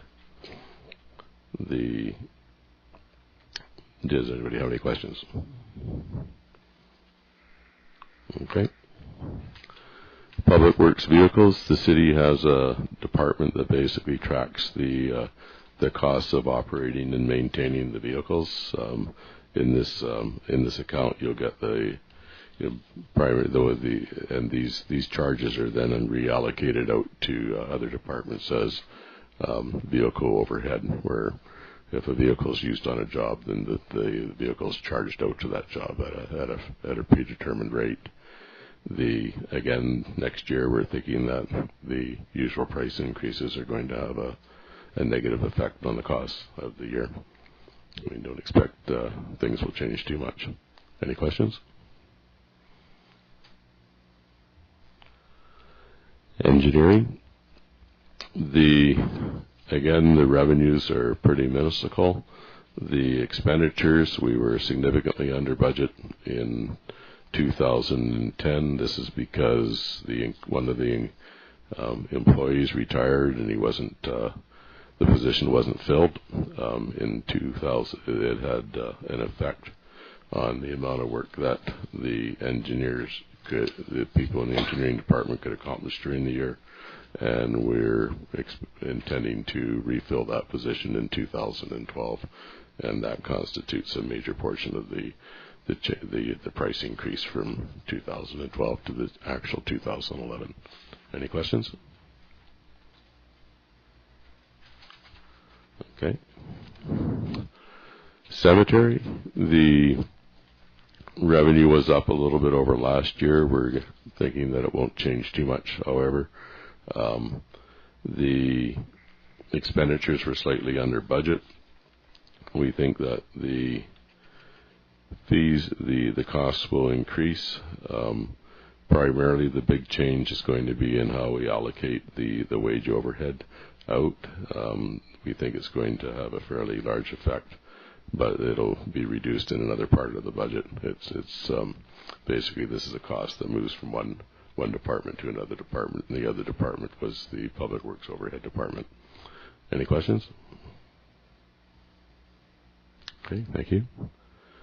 Parks, last year we got a $5,000 grant to plant trees. We don't know if we'll get one this year, so we haven't made any provision. Again, we were a bit under budget, and we're thinking that in 2012 that the major difference again is the wage overhead, which is going to have an impact on costs, and the other will be services will go up about $15,000, we think, based on our previous. Sorry, pardon me, I'm going the wrong way there. Supplies will. Yeah, I'm sorry. I'm going to start this one over. Okay, wages are going up. Wage overhead is going up. That's significant. The two major areas of increase. Otherwise than that, there'll be no change. I think I've got about 8 more slides here. Okay. Councillor Garon has a question, Mr. Roden.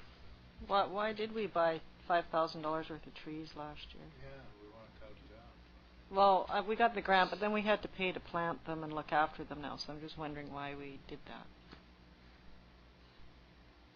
I'll look into the actual reason why we did that, but I can't answer that right now. Part of the answer is that a previous council expressed interest in taking advantage of those grant programs, and we've been carrying it on. If you don't want to do that, we don't have to.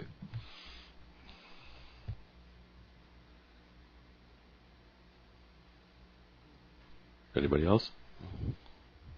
Okay, moving on. Water utility revenues were fairly close to budget. We're thinking that we should wind up somewhere in the same vicinity next year. A lot of our water revenue is generated by the fish packing plants, and if they have a good year, then we have a good year. If they have a bad year, then we have a not so good year either. So it's very variable there, and that number could change depending on what the prospects are for fishing in the area. Expenditures, we've included the capital works and capital purchases that were made. We had budgeted about $600,000 in capital works and capital purchases. A lot of them didn't come to pass. One of the reasons was we were short-staffed in the engineering department. We didn't have sufficient people to oversee the work. The 2012, we're anticipating that we'll be spending about the same amount when we get into the we're planning on spending about $740,000 on capital works. The major one will be the project that was approved in December when council approved the reconstruction of, and I can't remember the name of the road, but there's a major reconstruction that's planned for next year. There's is that Duncan Road? Yes. Thank you, Your Worship. You're welcome. Any questions? Yes? Councillor Ashley. I'm just wondering, with the water utility, is that funded like just from general operating, or is it funded from the water and sewer utility payments that we get in at a separate, or am I off the mark? No, you're on the mark. The Prince Rupert still maintains 4 separate operating funds. There's the general operating fund, the water utility, sewer utility, and solid waste utility. So we're one of the, I believe, and there are people in the room who can certainly give you more information, but I think traditionally the intent in most municipalities was that you wanted to charge enough in your utilities to maintain the utility, and I believe that's self-liquidating. Mr. Roden, would you need one of these? No, that's great, but that's a wonderful pun. So, any other questions? Okay, thank you. Solid waste utility. Again, our revenue was a bit down from what we anticipated, so we're scaling back our 2012. Part of our revenue, of course, is from residential, which we can estimate quite accurately. The rest of it is from tipping fees, and that can be highly variable during the year. While some of it is from commercial garbage pickup, some of it is from everything from teardowns to things like that. The expenditures, again, we included the capital works and capital purchases that were budgeted. We budgeted $432,000 in capital works. We didn't spend very much. There wasn't a lot of work done on the landfill expansion last year. That's anticipated. That could change this year. It's been budgeted for this year. Similarly, in 2012, we're also budgeting $250,000 for an excavator to come out of to be out of the landfill. Any questions? Okay, thank you. Okay, so that basically goes through the entire operating side of the city. It covers off all three utilities and the operating fund. So the next number of slides deal with items that are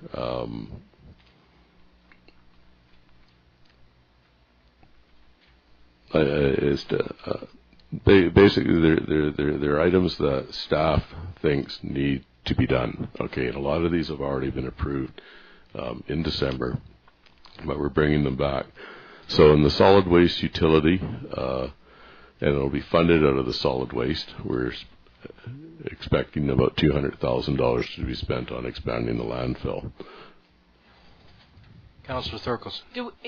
We just looked at that solid waste, right? And is that already in there? So are we looking at extra, or was that included in the solid waste expenditures? These are all buried in the expenditures, exactly. Yeah, and this is just the detail of where the money's actually going. Okay, so solid waste again, $200,000. Water utility. This is the 9th Avenue East rebuild that's going on. You'll see that we're also taking some money out of the sewer utility for the same thing, about $500,000. There's money going to be spent on the water plan strategic plan, on Schwatlands Dam, and we've earmarked about $300,000 for Schwatlands Dam repairs and road and access and all that sort of thing, just as a notional amount for this year. Any questions? Okay. In the sewer utility, again, like the water, we're rebuilding 9th Avenue East, and we're going to be resolving a storm sewer drain project issue up at the hospital. And we're also going to be commissioning stage 3 of the liquid waste management plan, which is the overarching plan for the sewer system for Prince Rupert. Most of these funds expenditures are going to come out of the various utility operating fund. The liquid waste management plan, we're also getting a small grant which will offset part of that cost. Any questions? Okay. The capital works surplus and reserves. These funds, these expenditures are either going to be funded from our operating surplus, okay, which as you went up this year, and I mentioned at the beginning of the year, or at the beginning of tonight's presentation, and also from surplus accounts. So the public safety building, that perennial one that's been on there, some of you may remember that this would only be phase 1 of a 3 or 4 stage project that at last estimate a couple of years ago would be somewhere between $3 and $4 million. We've budgeted to continue the process, the fire hall building study that was initiated in 2011, in which council directed the staff approximately 3 months ago to begin again. There's the Duncan Road extension. This is money that we received from the province as our portion of a deal that had to do with some cut-off lands. The dimmer streetlight project is a green initiative to reduce electrical consumption. The city is receiving a significant portion of this money as a grant from BC Hydro. The LED streetlight is an idea that has come up since December, and it's thought that if we're going to put in the dimmer switches, we might want to go to an LED type light also, and further reduce our electrical consumption and get both done at the same time. Both these numbers are notional, as these are the full cost, and at this point in time, the plan is to do a pilot project to see whether or not we like them and whether or not it worked. And so this amount here would be the full amount of the project to doing all the lights. Charles Hayes Field, we've been advised by the school district that the infield of the track is in very poor repair, and they have gone out and gotten estimates. They're estimating around $600,000 to get that replaced. The field was a joint project, and the city, as part of that in the original agreement, agreed to share 50% of all the repair costs a number of years ago. The city and the school district got together and they redid the track, and now it's the time of the field. Again, there's a storm drain at the hospital. So again, none of these projects are going to affect this year's taxes. Okay, it's all coming out of surpluses and reserves, but it is important to note that our surplus, once these projects are done, will not be that large, and our reserves will be further depleted. There's going to be, again, these expenditures out of the utilities have already been shown in the utility budgets, and this is just the details. And it's expected that we're going to purchase some assets out of each utility, and these are the ones. Does everybody have any questions? Sorry, I haven't stopped to ask for a bit. Okay, thank you. So the other capital purchases, again, these are all expected to come out of surplus. A lot of them have been in front of council already. A new one is an intoximeter for the RCMP. We've changed the value of the dock repairs for 2012, increased it slightly, and the council approved the application for a grant for an elevator and interior playground at the recreation complex, so we had to include our portion of what that might be. And those are the changes there. And I'm sorry if this is sort of hard to read at home, and it's a bit too much for one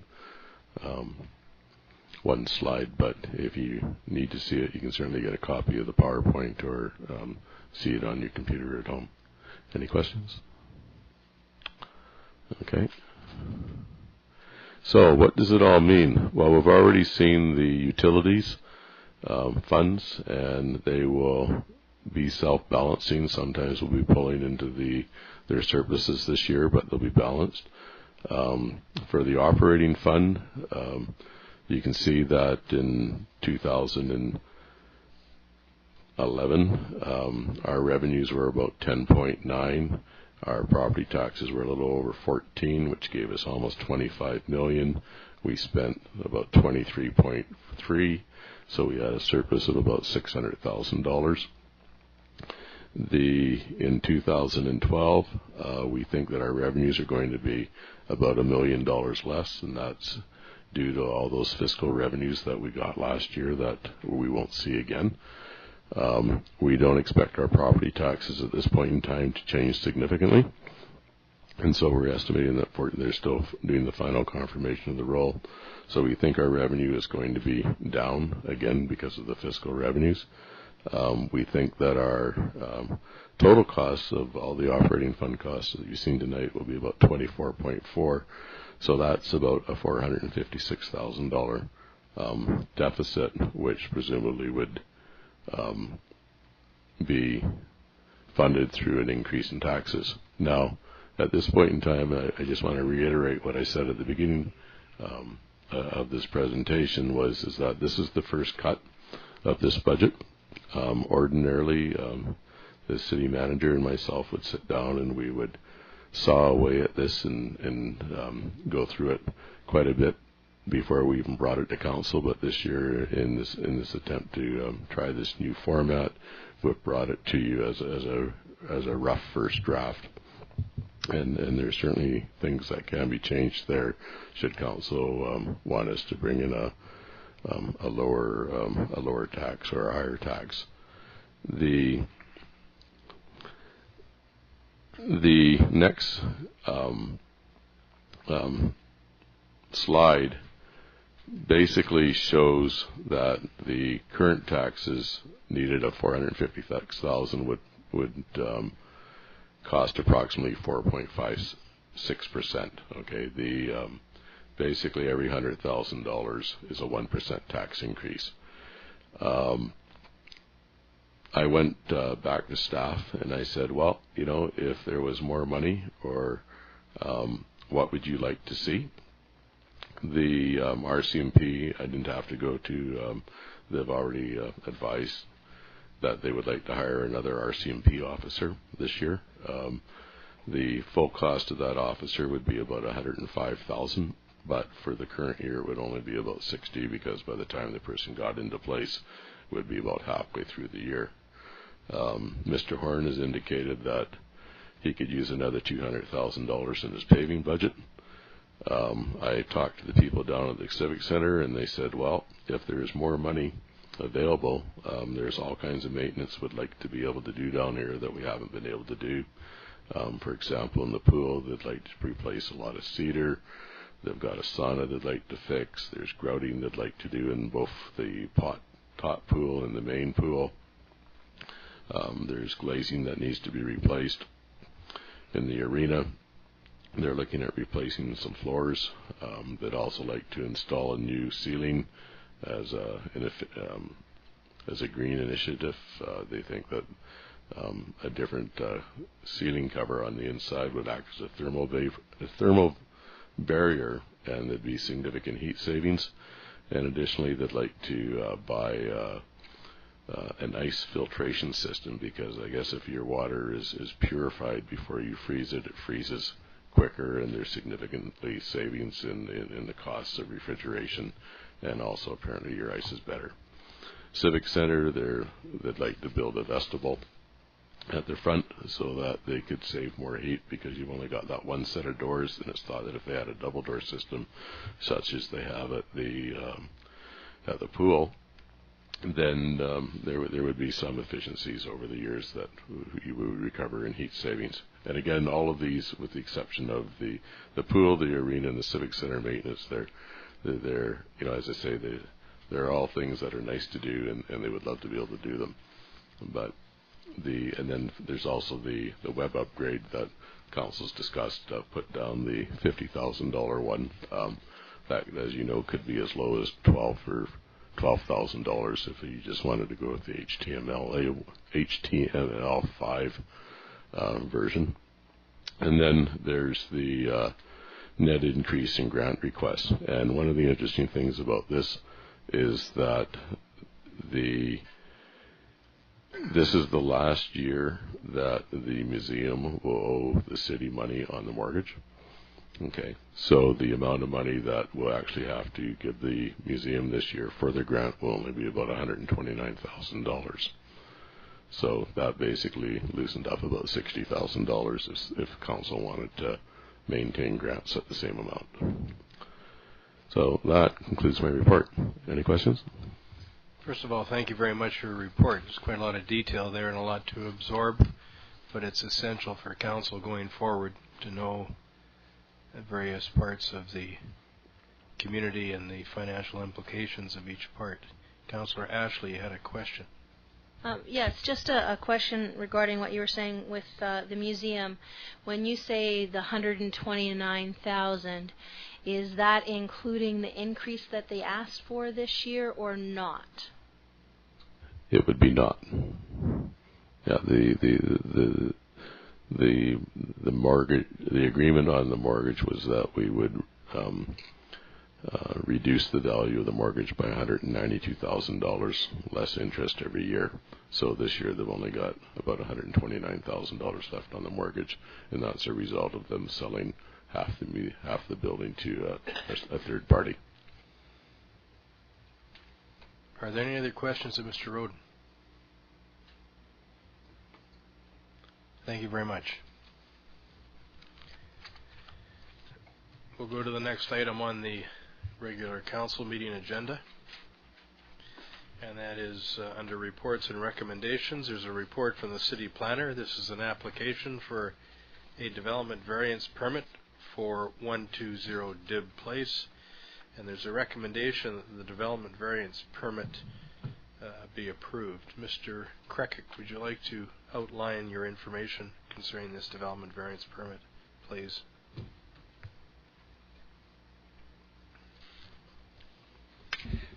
Thank you, Your Worship. I do have some slides. They're in color. Quite a few less. This is the second report on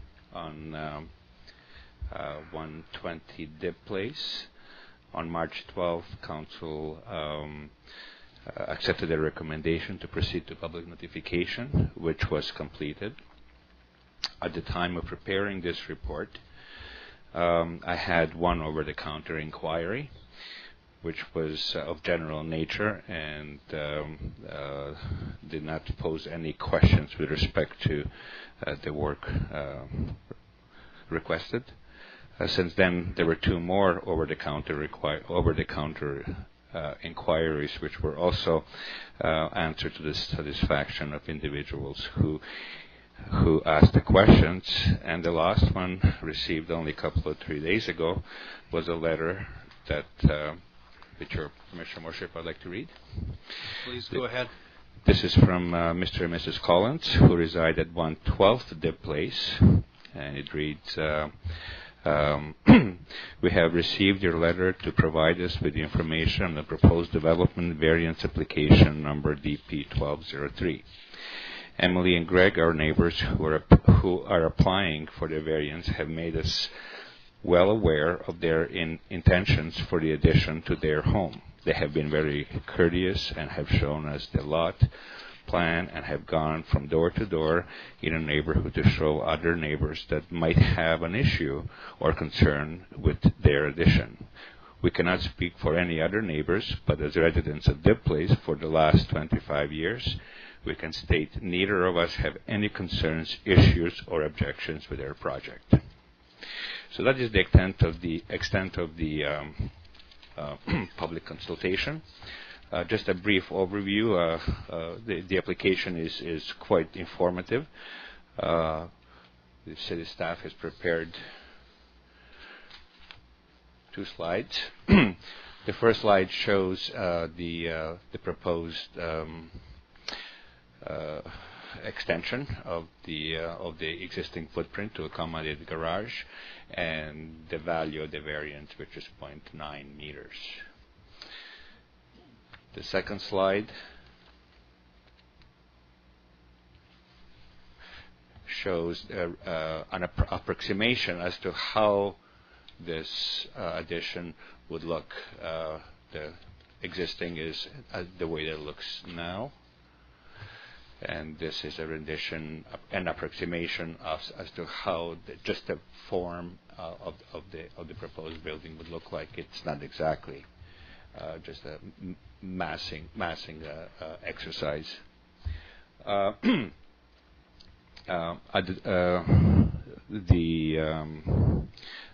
The applicant has fulfilled all the requirements. I have not received any negative comments, and to that end, my recommendation is that the council approves issuance of this development variance permit. Thank you very much, Mr. Krekic. Are there any questions? Councillor Kinney, Councillor Guerin. Please go ahead. Moved by Councillor Kinney, seconded by Councillor Guerin, that the development variance permit application number DP-12-03 for 120 Dib Place be approved. It's been moved and seconded. Is there any discussion? Questions been called. Those in favor? Thank you. Thank you, Mr. Krekic. Thank you, Worship. A report from the City Manager regarding strategic planning and the recommendation that Council adopt the attached strategic priorities plan.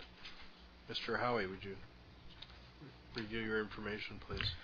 Your Worship, it's been the practice of the last few councils, shortly after taking their place on council, to get together and do really both a strategic plan, but more focused on priorities for the 3-year term of office. And this council met with senior staff in February 28th to develop that priority list. It's the same format as was used by the last council, and it forms the basis for my monthly report to council on progress on major initiatives, and really gives council and the community and staff a roadmap of where we're going with major and significant initiatives. It's not designed to include day-to-day services. It's designed to go beyond that and look at areas that council considers of significant importance to the community besides the day-to-day operation. So the exercise that council goes through is to spend some time brainstorming, getting all of the various possible initiatives and challenges up on a board for discussion, and then during the course of the day narrowing that down to a workable priority list, which then becomes really the staff's major marching orders on initiatives for particularly the first year, but also following years of the 3-year term. The number 5 top priorities to look at right now are to conclude the sale of Watson Island. We had hoped that we would have a proposal from the proponents by the end of March.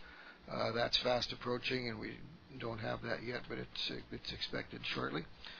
To conduct a waterfront plan that develop the city's expectations. We're on track, I think, to be back to council in April with that information. We're working in conjunction with the port and CNR on that.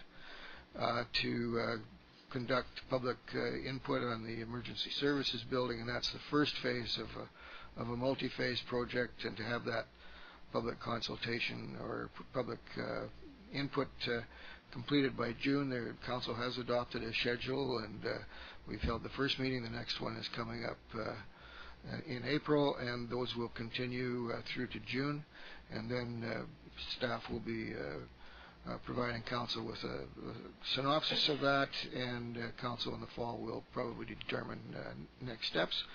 There has been for some time talk about the need for additional itinerant vessel tie-ups in Prince Rupert. A large number of vessels going to Alaska go past here because there's not sufficient docking facilities or shore facilities, and we have an opportunity to perhaps get some grant money to get a project of that nature. So that item wound up in the top 5 of the now, and we'll know in April whether we might be successful in getting some funds. And so we'll be back to council with a report on that. Curbside recycle, again, on an initiative looking at how we can improve our services around recycling by offering at curb service, and that was to be to you in March. It will be to you in April. Under next steps, Council has for a number of years had as its number 1 priority the Tsimshian Access Project. The province, the last time we met with federal ministers, or provincial ministers rather, were interested in moving that along and in discussing that with federal government partners. We're just waiting to hear from the other partners in the project regarding funding, and then we can take a look at what the city's next step might be. Digby Island Airport access is tied to that. It wound up as a separate item on there for a couple of reasons. One is the need over time for road improvements to the existing road at the airport, and also to upgrade ramp facilities regardless of what happens with the overall Tsimshian Access Project. Boundary rationalization, that's a project to look at in 2013. Prince Rupert, the boundaries of Prince Rupert have been the same since the late 70s, and there may be it's probably time to look at those and to determine whether boundaries should be expanded, for example, across to Morse Basin or any portion of the Tsimshian Peninsula, perhaps Digby Island. This proposal that the Council's placed on its list is really just a very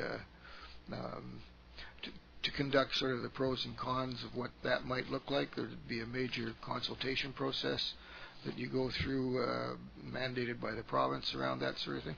Another example, the city owns property across Uptuck Inlet.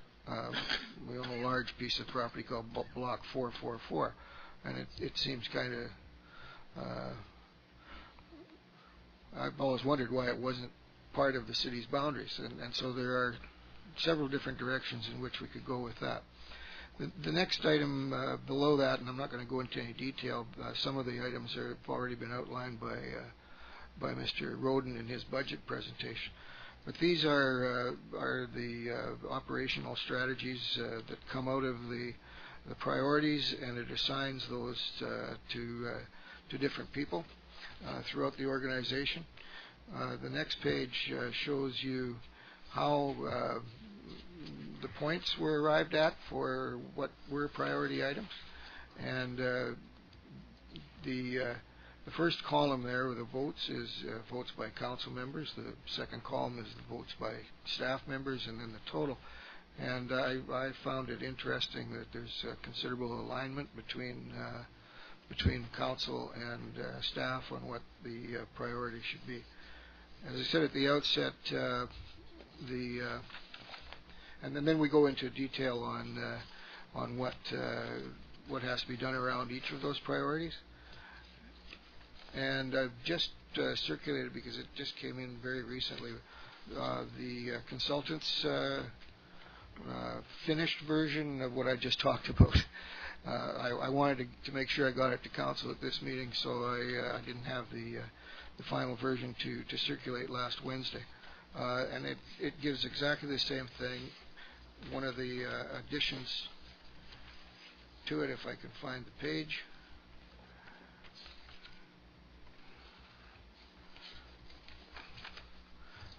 is just, at the outset, more of an explanation of the process and why council went through it, and at the back page, just some more pros and cons around how what priorities were arrived at. And then at the very back is the list of everything that council threw up, individual council members, and threw up during the initial brainstorming session. So I think that might be instructive to the public as well. This document will be posted on our webpage tomorrow and available to public at both our counter up here and downstairs in the Development Services area, and we'll probably drop a couple copies off at the library as well. So the recommendation is that Council adopt the results of its strategic planning workshop. Thank you, Mr. Howie. Are there any questions? Councillor Ashley and then Councillor Thorkelson. I was just going to move that we adopt the attached strategic priorities plan. Thank you. Okay. Seconded by Councillor Kenny. Is there any discussion? Councillor Thorkelson. Yeah, I just think there's an error, and I just wanted to point it out because I think there's, out of the strategic topic on page 26, strategic topics tweak, the top 10, boundary rationalization and boundary expansion are number 6 and number 9, and we don't have waterfront plan on there. So I think one of those two is supposed to be the waterfront plan. That's all. Yeah, I think there's a mistake in the tally. Yeah. So I'll speak to the consultant when he gets back in the country. It's just that if we, I think it's fine, but just that if we post this, somebody's going to ask the same question that I just looked at. That's all, and it's not in the plan part of it, and so it's just an error. That's all. Certainly, thank you. Is there any further discussion? Question's been called. Those in favor? Thank you. That recommendation is adopted. We'll move on to correspondence for action. There's a proclamation request from the Prince Rupert Cemetery Advisory Committee. There's a recommendation that Council declare May 1st, 2012 Cemetery Day in the City of Prince Rupert. We'll ask the Council's consideration of this. Councillor Kenny, seconded by Councillor Ashley. That May 1st, 2012 be declared Cemetery Day in the City of Prince Rupert. Is there any discussion? Question's been called. Those in favor? Thank you. That motion is adopted. We'll move down to a report, City Manager, Outstanding Council Initiatives, although, Mr. Howie, you just pretty well covered everything off. You got anything more to say? All right, thank you. There's reports, questions, and inquiries from members of Council. Councillor Kinney. Thank you, Your Worship. Once again, I'd like to say congratulations to our midgets who came second, and to Tanya and all those that worked hard. This is a hockey team, is it? Yes, it is. They did really well. All right. Thank you. Councillor Ashley. I have a couple of things. One that I've been thinking about for a while is I would like to make a motion that we have staff arrange a meeting with Port Ed Council and ourselves to talk about issues and items of mutual interest, because I think it's something that would be useful for us to do, and we live in the same area. We have many similar interests. I just think it would be a good thing to do. They live on the other side of the mountain where they claim it's drier. Well, then we should use that. I don't know if I could subject myself to more time with Councillor Bjorndal. I happen to grow up with him, but I've never got over the stigma. Are there anything else from members of Council? Councillor Thorkelson. You did make it a motion? I'm sorry, I missed it. Please state it again. I would like to make a motion that we have staff arrange a meeting between Port Ed Council and Prince Rupert Council to discuss issues and items of mutual interest. Thank you. Is there a seconder? Seconded by Councillor Garon. Is there any discussion? I'll hold my comments about that particular councillor. If nothing further, I'll call for the question. The question's been called. Those in favor? Thank you. That was a good motion. Thanks very much. Is there anything else from members of Council? Councillor Thorkelson. And then Councillor Ashley. I was reading the information package, and there's a number of letters regarding the an expert panel that is going to be looking at taxes. And I was wondering if we could just have a report. I don't need a big written thing. I just wondering if anybody knows much about it. There was some, actually quite a few pieces of correspondence in there about this expert panel, and letters from local government saying, well, some of them were in favor of it. They noticed that municipalities weren't actually represented on that panel. Mr. Howie, do you have something to add? Your Worship, actually, I'd recommend we join the list of municipalities who feel there should be some municipal representation, through UBCM rather than through individual municipal representatives. But the usual practice has been for the province to include UBC in those kinds of things. There are several experts and some interest groups already part of that panel, and I think there's a need for some balance from local government. If someone would like to make a motion. Councillor Thorkelson? Yeah, I'd like to move that we write a letter to the Premier and copy it to the appropriate ministries, and that a letter be sent to the Premier of BC with copies of the minister responsible for community support, cultural development, our MLA, UBCM, and UBCM member municipalities, which indicates our concern that there is no representation from local governments, and ask a representative to be appointed from UBCM, and that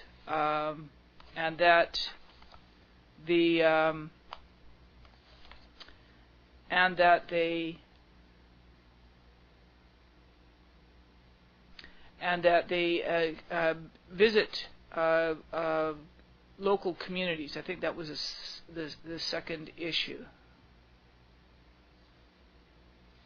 Okay, is there a seconder? Yeah. Seconded by Councillor Ashley. Is there any discussion?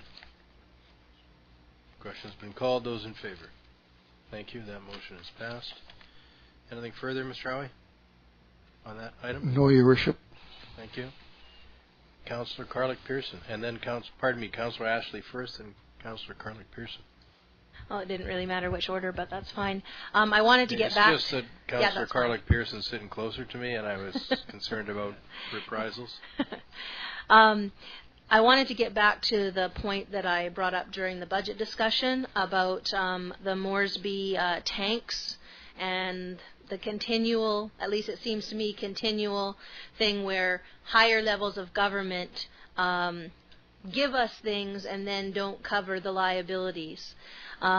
So I don't want to have a huge discussion about it tonight because I think it's late already. But I would like to have a discussion about it at our next meeting, and talk about things like, do we want to put a resolution together? Do we want to write a letter? Do we want to explore legal avenues? And we have to obviously consider costs with regards to that. But there's just so many things that are wrong about the way that this happens. When you have those tanks that were put in there during the wartime, and then all of a sudden the municipalities have to cover off costs of liabilities that we had nothing to do with putting in there. And so I think that we need to look at what other people are doing.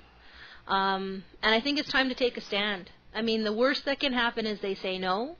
But if we take a stand and we find out what other people are doing, maybe a united stand might be the way to go. So I'd like to really have a discussion about that, because we can't be affording to have these $1 million bills be coming forward that we're expected to cover off all the time. You may wish to make a motion and have staff check and see whether there's any remediation money available for this sort of thing from the federal government. Staff could check on that, and that'd be one more thing that you would know prior to having this discussion, because there may be an opportunity to make some form of application for some funding. I just wanted to say that I read an article about quite a few years ago now, and it was the same issue. It was about military bases being abandoned in the Arctic, and all of the stuff that was left behind, and the local people demanding that those areas be cleaned up, and the government just said, here, you can have the property, right? And so the communities up there didn't want a bunch more property in the middle of the Arctic. They want the property that was around there cleaned up, right? And so I don't think there was anything done, but it was certainly, maybe what we should do is contact Nathan Cullen and ask him to look into that, since this is a federal, and Nathan's not running anymore. And so maybe he'll have lots of time to spare. He'll feel kind of lonely with not things to do every day. So we should just maybe ask Nathan to look into if there is any program that we can hook into for things like leftover from military activities. I would think if we made a motion that's one of the first places the council or the staff would turn. Councillor Ashley. Okay, so I will make a motion, and I'm open to people amending it if necessary, that we ask staff to investigate remediation funding and put together a letter to our MLA asking what information there is about dealing with these types of issues. I believe you mean not our MP, MLA, sorry. The Member of Parliament. Yep, it's late. Okay, is there a second to that? Seconded by Councillor Kinney. Is there any discussion? Question's been called. Those in favor? Thank you. Councillor Carlick Pearson. Thank you, Your Worship. I've been approached by a few people in regards to dedicating one of our slow pitch fields to the late Patty Whittle, and they've asked to see what the procedure is for us to be able to designate, or not designate, to dedicate or name a field after her, in her memory. She's a really active person in the slow pitch league, and had passed away last year. So I'm not sure what the actual procedure is to do with that. Usually a letter of support from a group giving some background on the person and making the request. Mr. Howe, have you got anything further to add? I know I was going to say the same thing, Your Worship. That starts the ball rolling. And it doesn't have to, it doesn't have to be from a large number of individuals, just a representative group of, perhaps in this case, the slow pitch group. Okay. And they can address that to Mayor and Council or to myself. Yeah. Is there anything further from members of Council? I'll provide the Mayor's report. But just before I do that, if there's any members of Council that would like a tour of the RCM Police Detachment or a tour of the Fire Hall, please get a hold of staff here. I know this topic is very much in and around the community, and if you feel you need some background and actually need to see the facilities at this time, please make the request.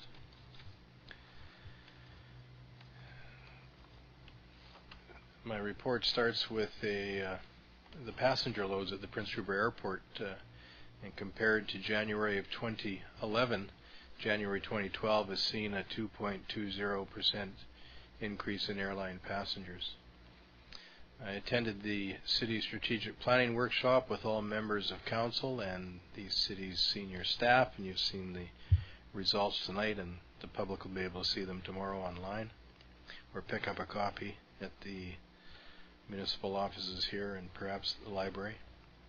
I attended the Prince Rupert Senior Center Pancake Breakfast, which is held the first Sunday of each month as a fundraiser, and people from across the community are welcome to attend. I participated in the Southeast Conference mid-year meetings with local government, State of Alaska representatives and business leaders, and I participated in a panel discussion and provided an update on port development at Prince Rupert. I had discussions with the Mayor of Juneau, the Mayor of Dutch Harbor, also the Mayor of Cake, Mayor of Craig, and the Mayor of Petersburg, and State Senator Stedman. I also attended a Department of Transportation, Marine Transportation Advisory Board meeting, and it was also announced that the State of Alaska is working on an agreement with Alaska Ship and Dry Dock of Ketchikan to build a new Alaska ferry there. The communities in Southeast Alaska remain interested in shipping seafood through Prince Rupert and are now interested in obtaining wood pellets through the Prince Rupert port facilities.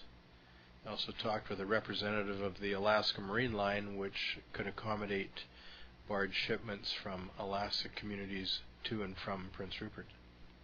I attended the Prince Rupert Airport Authority meeting for the month of March 2012. Councillor Garon was also in attendance, and consideration continues to be given regarding a main airport terminal redevelopment. I participated in a West Cap Fisheries Legacy Trust loan approval meeting to consider applications for funding up to $250,000 for projects in 13 designated West Coast communities, and the city's request for initial capital funds of $250,000 for a possible marine development to facilitate itinerant marine vessels in the area here and provide additional moorage in the winter was given consideration there.